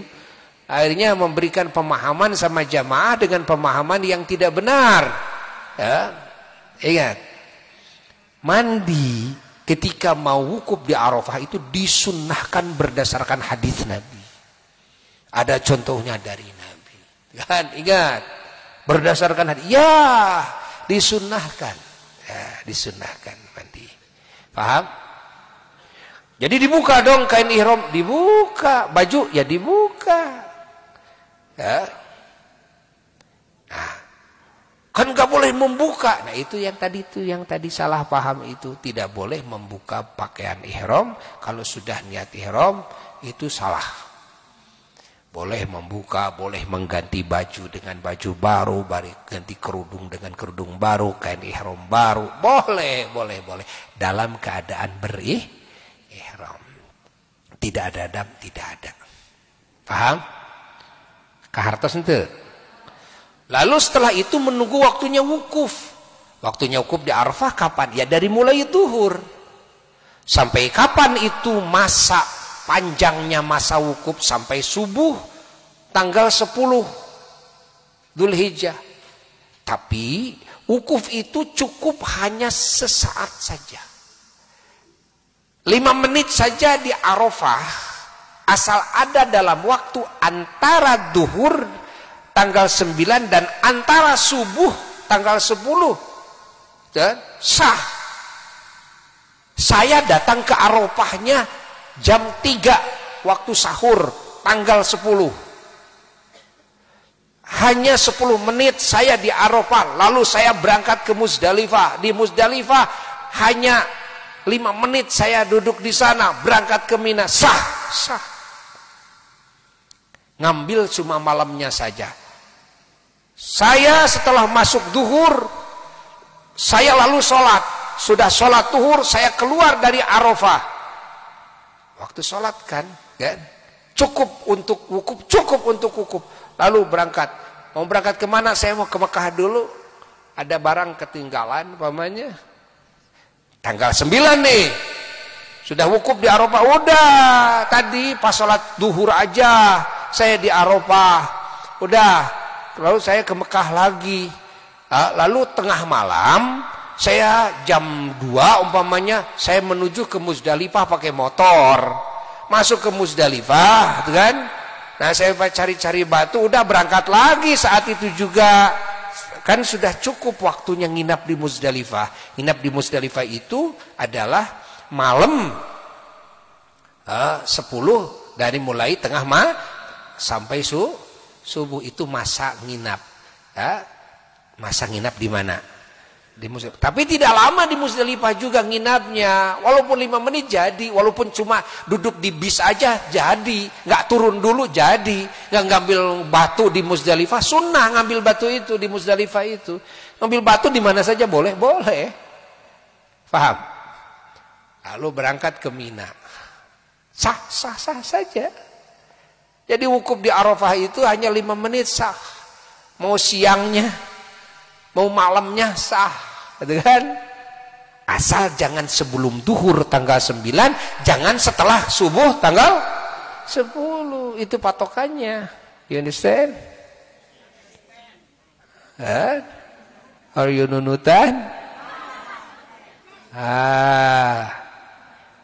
Tuh. Paham kan? Oh begitu. Cuma afdolnya wukuf itu dari siang ada sebagian, dari malam ada sebagian, dan afdolnya jadi ada malamnya. Makanya dikondisikan oleh pemerintah agar dapat afdol, dikondisikan dari mulai duhur wukuf itu ada di Arafah jamaah itu. Nanti setelah selesai maghrib, isya mulai diberangkatkan dari Arafah ke Musdalifah. Tapi kalau isya diberangkatkan dari Arafah ke Musdalifah, di Musdalifah juga belum ada kewajiban apa-apa. Karena kewajiban mabit di Musdalifah adalah setelah masuk tengah malam. Akhirnya harus menunggu di Musdalifah itu. Menunggu sampai tengah malam. Kalau sudah masuk tengah malam, walaupun masuknya lewat 5 menit saja, udah naik bis lagi, berangkat ke Mina sudah sah. Paham? Nginapnya di Musdalifah sudah sah. Nginap di Musdalifah itu wajib hukumnya. Bukan rukun, wajib. Apa bedanya rukun dan wajib? Kalau rukun itu tidak bisa ditinggalkan sama sekali. Kalau ditinggalkan tidak sah hajinya atau umroh. Kalau wajib itu tidak boleh ditinggalkan. Kalau ditinggalkan dosa, kalau tidak ada alasan. Dan ada risiko kena dam. Sah nanti hajinya sah. Orang tidak mabit di Musdalifah sah, tidak mabit di Mina sah, tidak melontar jamroh juga. Ingat? Yang mana? Tanggal berapa tuh? Itu sah-sah saja, tapi kena dam. Ya, kena dam. Kalau memang ada alasan, ya, dilihat dulu alasannya. Ada alasan yang menggugurkan dengan dam-damnya, kan? Ada yang alasan itu hanya menggugurkan haramnya saja, tapi damnya tetap harus dijalankan, gitu kan? Nah, pahami oleh kita. Nah, itu nanti bahasanya berikutnya. Dah, paham ini, paham? Jadi setelah di Arafah, setelah di Arafah biasanya diberangkatkan ba'da isya, pada maghrib aja udah siap-siap diberangkatkan. Tapi kadang ada yang kebagian jam 10, jam 11, jam 12, gitu kan, macam-macam. Sampailah ke Musdalifah. Di Musdalifah diturunkan lagi kita. Turunkan, sudah dipasang karpet di Musdalifah. Kita nginap. Kalau ternyata datang ke Musdalifah sebelum tengah malam, walaupun ada bis yang mau mengangkut kita, jangan naik. Belum waktunya kan kita. Kalau ternyata di Musdalifah itu kita sudah masuk waktu mabit, adalah sudah masuk tengah malam, walaupun lewat 5 menit, ada bis. Siapa yang mau ke Mina, boleh kita naik. Karena ini sudah sah. Dan hukum mengambil batu di Musdalifah itu sunnah ngambil batu. Batunya segede apa sih? Paling besar segede jagung. Itu paling besar. Jangan sampai batu segede muncang, segede kemiri. Jangan, bahaya. Nanti ngelempar orang lain, kepala orang lain. itu bisa bocor tuh kepala orang karena jutaan orang melontar gitu kan. Kadang-kadang nggak kena ke sumurnya, kenanya ke muka orang, ke mata orang. Itu mata keras kecil batunya, ya, kecil sekali batunya. Ya, sudah kan dipraktekkan udah? Belum? Innalillah. Belum praktek ya. Kecil sekali, kecil ya. Segede apa ya, itulah ya segede jagung lah, udah jadi jagung, gitu-gitu. Ya. Biji jagung bukan jagung, so jagung. Biji jagung. Biji jagung. Dah. Paham? Paham? Nah, kasih lebih. Kan itu ngambil batu itu seukuran untuk melontar di Mina. Melontar di Mina itu memang butuh berapa batu sih? Butuh berapa biji? Butuhnya pertama melempar sumur Aqobah yang hanya satu sumur saja dilemparnya untuk menghasilkan tahallul. Tahallul awal, terbebas dari apa-apa yang diharamkan dalam ihram, kebanyakannya ya. Tapi belum total bebasnya karena dalam haji ada dua pembebasan. Pembebasan yang pertama, bebaslah dari kebanyakan yang diharamkan dalam ihram, namanya tahallul awal. Ingin total, namanya tahallul sani, bebas semua. Tahallul sani. Tahallul awal ini bisa hasil dengan dua amal dari tiga. Apa dua amal dari tiga? Tiga amal ini, satu melempar jamroh Aqobah, kedua gunting rambut, ketiga apa? Ketiga apa? Tawaf ifadah. Sekali lagi, satu melempar jamroh Aqobah. Jamroh itu sumur gitu, sumur Aqobah. Sumur Aqobah itu kan ada tiga sumur. Sumur yang paling dekat ke arah Mekah namanya Aqobah, yang ujung. Yang pertama ula, yang tengah wusto, yang ujung Aqobah. Nah, untuk menghasilkan tahallul itu yang dilemparnya yang ujung dulu. Kan? Namanya Aqobah, lalu gunting rambut, lalu tawaf ifadah. Kalau tadinya belum sa'i haji, maka dengan sa'inya. Kalau sudah sa'i, tinggal tawaf ifadah ifadah saja. Paham? Paham? Ini tiga amalan ini asal melakukan dua dari tiga sudah selesai tahallul awal. Contoh, melempar jamroh Aqobah dengan gunting rambut, selesai. Atau tawaf ifadah dulu, tidak melempar jamroh Aqobah dulu, lalu gunting rambut di Mekah. Jadi paham? Atau melempar dulu lalu tawaf. Jadi nanti tahallul saninya dengan gunting rambut. Atau tawaf ifadah dulu lalu melempar. Jadi tahallul awal. Nanti tahallul saninya dengan gunting rambut. Nah, sekali lagi. Caranya untuk menghasilkan tahallul awal, melakukan dua amalan dari apa yang tiga itu? Satu, melempar jamroh. Dua, tiga, tawaf ifadah. Kan? Kalau belum sa'i tadinya dengan sa'i. Ya, kalau sudah sa'i tadinya cukup setelah tawaf ifadah. Oke. Melakukan dua dari tiga ini yang mana saja? Mana saja? Yang mana saja, asal sudah dua dari tiga ini hasil tahallul awal. Ketiganya menghasilkan tahallul.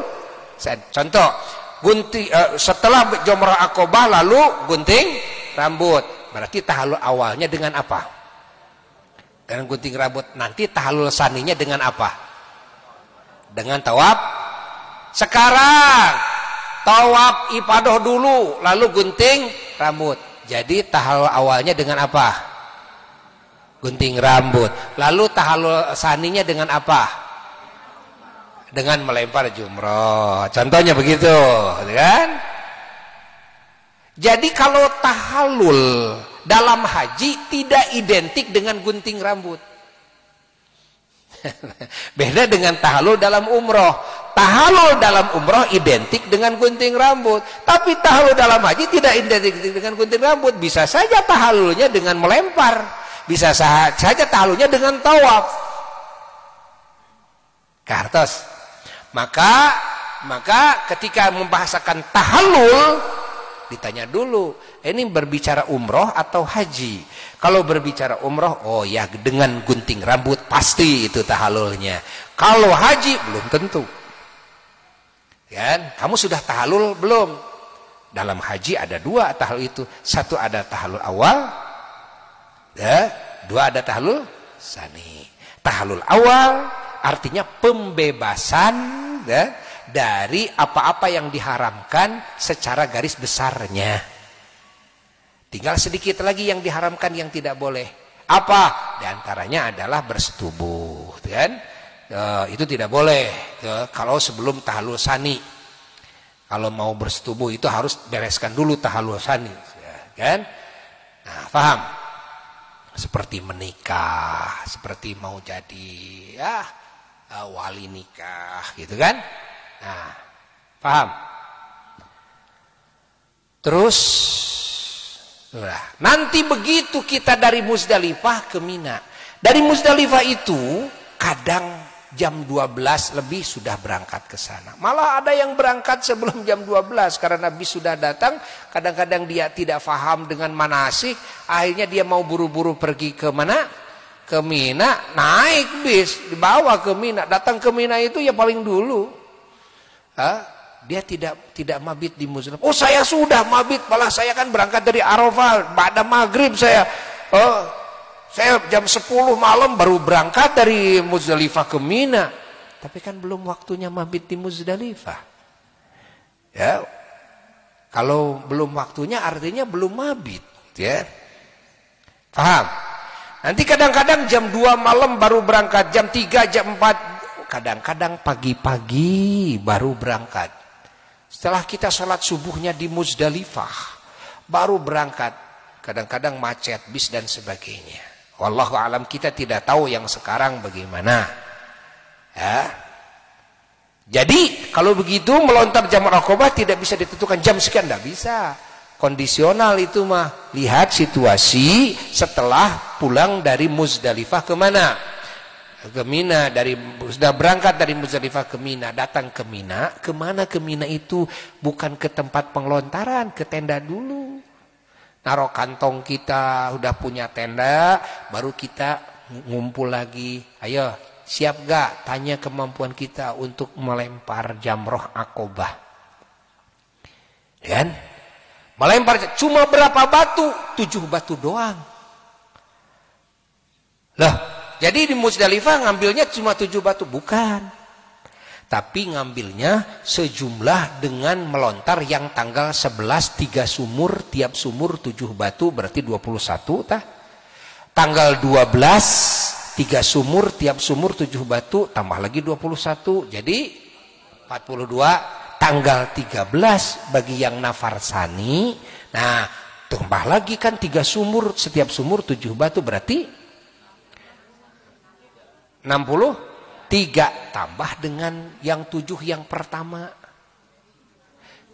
Jadi 70 batu lebihin 5 mah. Untuk apa? Untuk menjaga, kadang kita ragu ini nyampe gak ya. Kadang jatuh, lebihin lah gitu kan. Pokoknya memang 70 batu. Yang 70 batu, 7 batu untuk sumur yang pertama yang dilempar, yaitu sumur Aqabah. Ya. Adapun yang sisanya adalah untuk melempar tanggal 11 berapa batu? 21 batu. Itu mah melemparnya sumurnya tertib dari sumur pertama dulu, sumur ula, lalu jalan kaki lagi sumur wusto, lalu jalan kaki sumur Aqabah. Tanggal 12 juga begitu, tanggal 13 begitu. Dan waktunya yang tanggal 12 harus setelah duhur tanggal hari itu.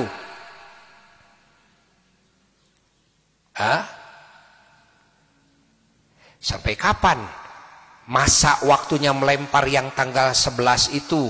Habisnya, finishnya sampai maghrib tanggal 13. Jadi finishnya memang panjang. Awalnya adalah duhur tanggal hari itu, tanggal 11. Tidak boleh melempar sebelum duhur. Lalu yang tanggal 12 juga kewajibannya melempar berapa batu? 21 batu setiap satu sumurnya. Dari sumur yang mana kita memulai? Ula 7, wusta, akobah 7. Melemparnya harus tartib satu-satu. Tidak boleh 2-2 atau lebih. Atau 7-7. Langsung 7. Tidak boleh. Satu-satu. Ya, harus tertib. Nah, kapan bisanya mulai sahnya melontar? Adalah setelah duhur tanggal 12. Finishnya kapan? Maghrib tanggal 13. Jadi finishnya sama dengan yang tanggal 11. Yang tanggal 13 juga sama. Mulai sahnya melontar yang tanggal 13 adalah duhur tanggal 13. Finishnya maghrib tanggal hari itu. Buya, saya mau dirapelkan ke akhir.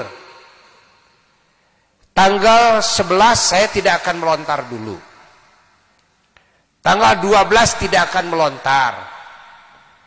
Tanggal 13 baru mau disatukan. Bisa, bisa. Caranya, tanggal 13 itu setelah duhur, ya, setelah masuk duhur kita melempar dulu.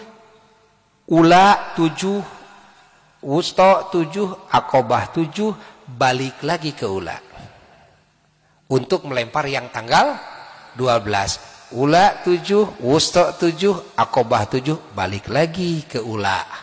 Untuk melempar yang hari itu, tanggal 13. Ula 7, wusta 7, akobah. Tidak boleh disatuin, dirapelkan 21 satu sumur. Tak 21. Tengahnya nanti wusta 21. Enggak bisa. Bisa. Ada resiko. Apa resikonya? Resikonya susah pulang lagi.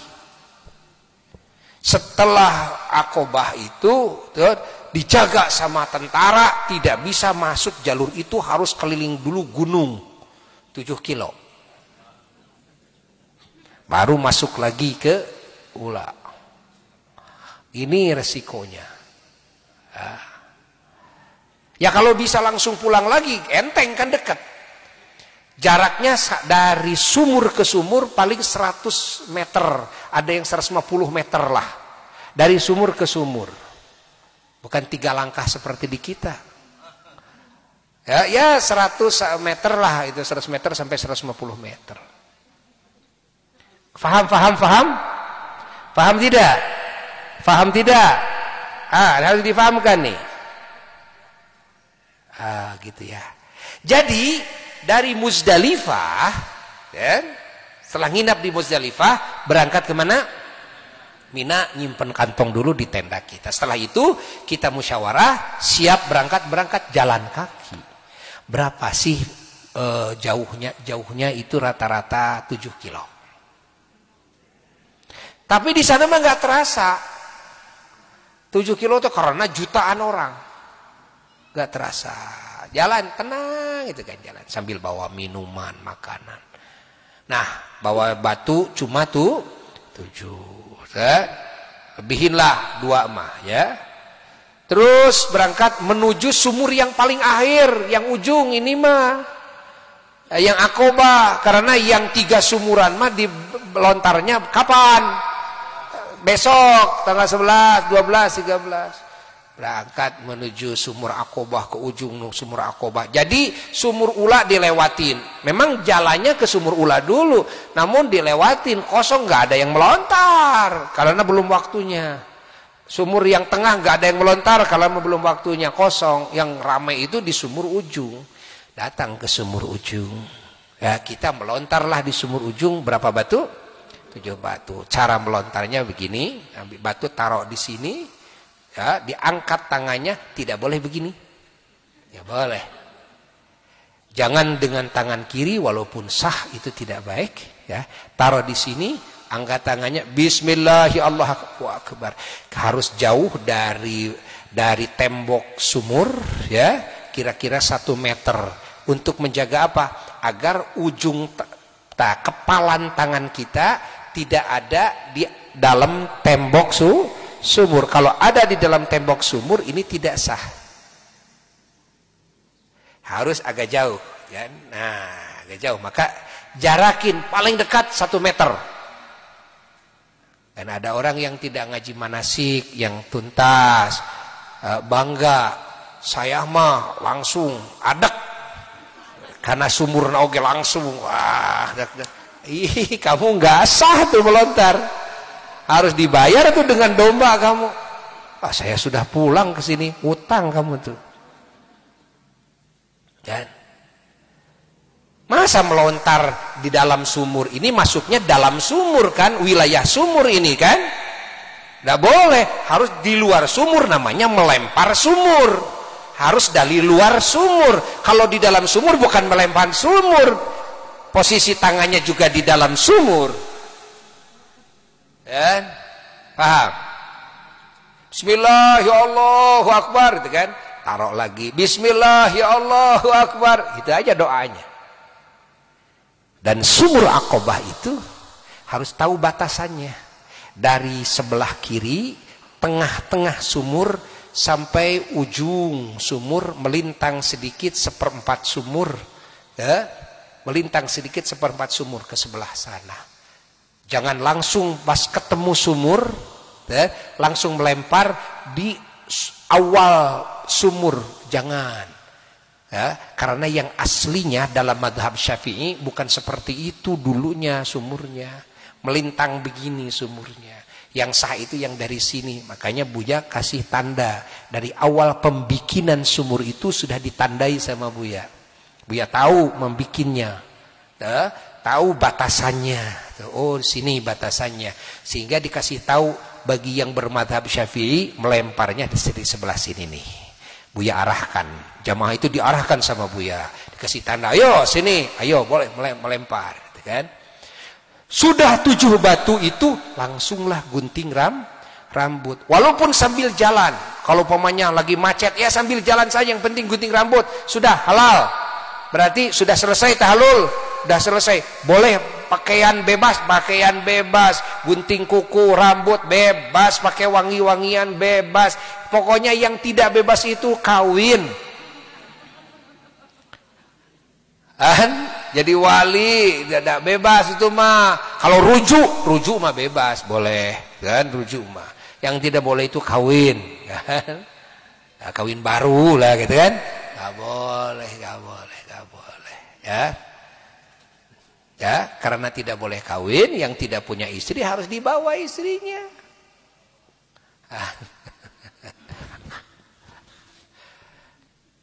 Ya, paham? Sudah melentar, lalu gunting, beres gunting rambut, beres tahlul awal, tinggal tahlul sani. Saya ingin bersetubuh dengan istri saya. Ya, tunggu tahlul sani. Dengan apa saya harus tahlul sani? Dengan tawaf ifadah. Kapan tawaf ifadah? Ya, nyeling ke Mekah. Nyeling ke Mekah, yang lain langsung ke Mekah, nyeling tawaf ifadah dulu. Udah tawaf ifadah bareng-bareng yang tamatu, yang tidak uprojo kan sama. Sekarang mah yang tamatu juga sedang ada dalam amalan haji.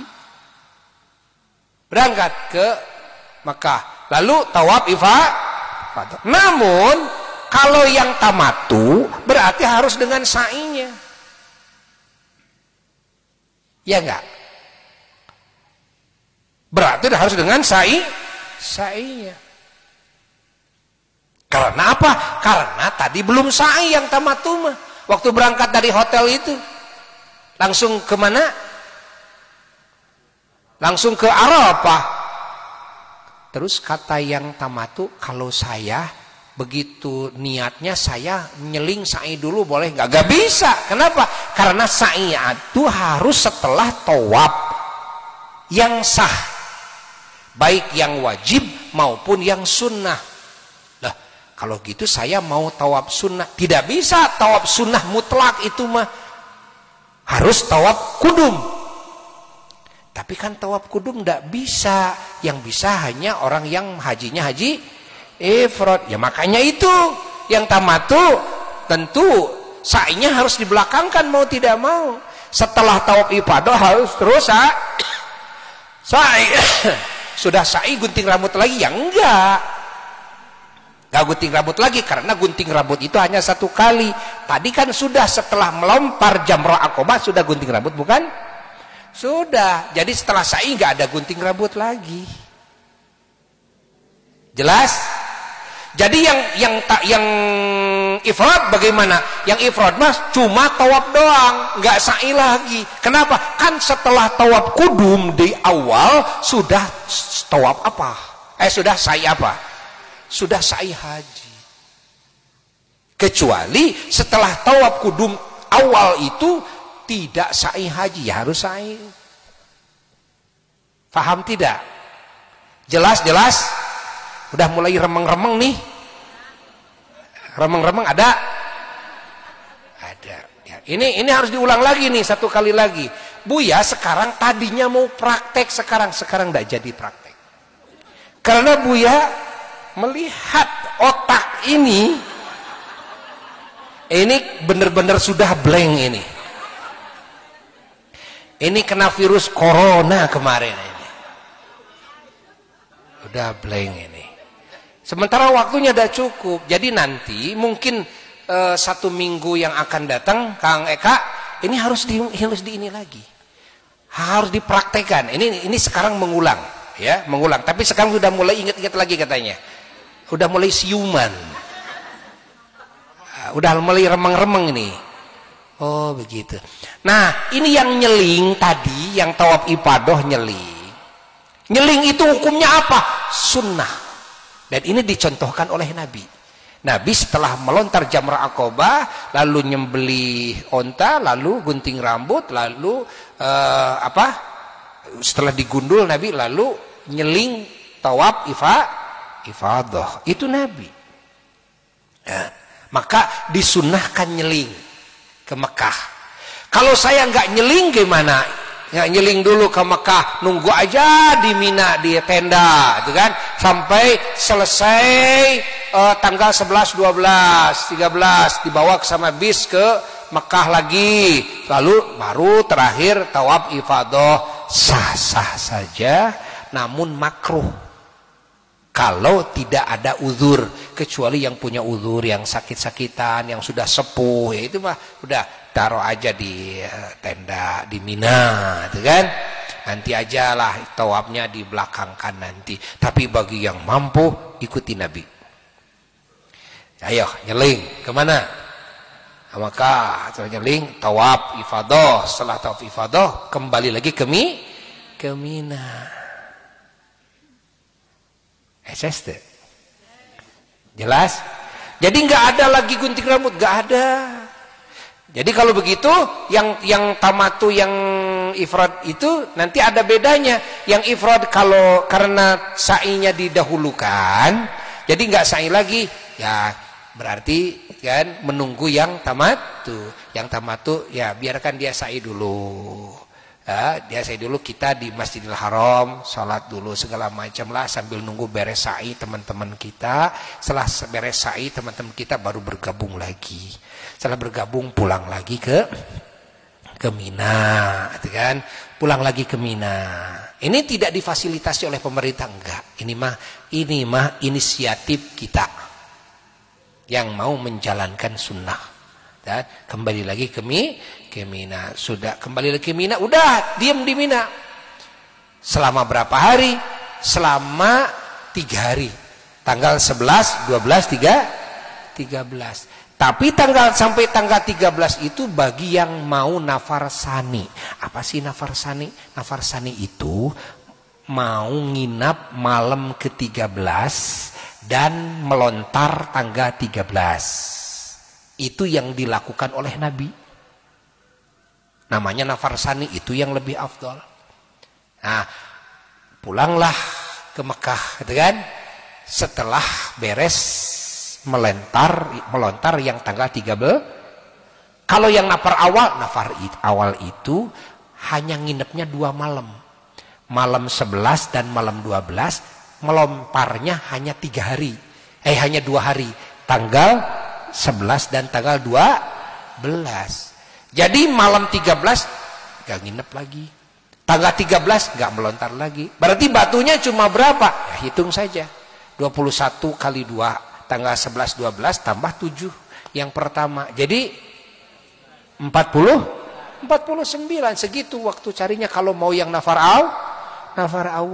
Loh, nanti Buya gimana? Buya mah kondisional. Ya, lihat situasi kondisi jamaah. Kalau jamaah ini ada yang bagus di nafar awal kan, mari nafar awal. Ada yang memang bisa nafar sani kok, gitu kan? Ya, silahkan nafar sani. Kok difasilitasi sama pemerintah itu semuanya. Tidak ada masalah, gitu kan? Paham tidak? Jelas? Jadi Buya tidak memaksakan harus jamaah nafar sani semua. Enggak. Harus nafar awal saja. Tidak. Ya, kan Buya itu pembimbing, memberikan ajaran, keilmuan, lalu pilihan. Kalau pilihan kembali kepada masing-masing, gitu kan? Mau ikut Buya, ayo, gitu kan? Tapi tetap dengan ilmu. Dan, saya mah tidak, itu silahkan. Ya, jangan khawatir. Kan Buya cuma menjelaskan begitu teknisnya di Asyifa itu, ya. Nah, jelas kan? Jelas. Dah. Jadi nanti tanggal 11 melempar lagi tanggal 11 itu. Tanggal 11 itu melemparnya Buya itu tidak siang karena panas. Melemparnya biasanya malam. Dan malam melemparnya ya kira-kira ba'da maghrib gitu kan. Habis sholat maghrib kita yuk berangkat supaya dingin lah. Langsung melempar bareng-bareng ke ula dulu, wusto, akobah. Ini melempar yang tadi siang harusnya, sunnahnya. Tapi kan boleh, kan waktunya panjang. Pulang lagi ke tenda. Setelah itu besoknya begitu lagi. Besoknya habis maghrib berangkat lagi, melempar lagi ula, wusto, akobah. Pulang lagi ke tenda. Besoknya lagi tanggal 13. Kalau mau yang nafar sani ini, maka melemparnya itu mah dari mulai duhur. Ya. Nah, tapi kita mah masuknya jangan langsung pas duhurnya, karena pas duhurnya berjubel, kasih jarak. Kira-kira jam 2 gitu kan. Nah, sambil jalan lah gitu kan. Atau kalau mau sebelum duhur sudah siap. Kita paling dulu. Ya. Kita paling dulu. Pas duhur itu di jamroh ula. Adzan langsung melempar. Kan? Mana yang paling afdol? Apakah melempar dulu atau kita sholat dulu? Rasul mencontohkan melempar. Melempar. Terus setelah itu pulang. Pulang lagi ke tenda. Dari tenda kemana? Ditarik sama bis. Ke Mekah, ke hotel lagi. Yang mau nafar awal ya sama. Yang mau nafar awal juga. Berangkat sebelum duhur. Pas mau duhur, kan? Langsung melempar. Setelah beres melempar, kembali lagi. Cuma ada resiko. Yang nafar awal. Ingat, yang nafar setelah melempar, lalu kembali lagi ke tenda, jangan keburu maghrib di situ. Kalau keburu maghrib masih di Mina, maka wajib menuntaskan nafar sani. Paham tidak? Jangan keburu maghrib. Udah. Ini gambaran perjalanan perjalanan kita nih yang dibahas sama Buya, perjalanan kita. Tapi sekarang udah mulai terbuka lagi kan? Nah, insya Allah nanti Buya teruskan lagi dengan praktek sedikit menambah penjelasan-penjelasan yang belum dijelaskan sekarang atau yang kira-kira sekarang masih kikuk. Ya. Ya, nanti dalam pertemuan yang berikutnya insya Allah dipraktekkan. Alhamdulillah panjang umur, sehat, lancar, hasil maksud ya. Sekian dari Buya. Wassalamualaikum warahmatullahi wabarakatuh.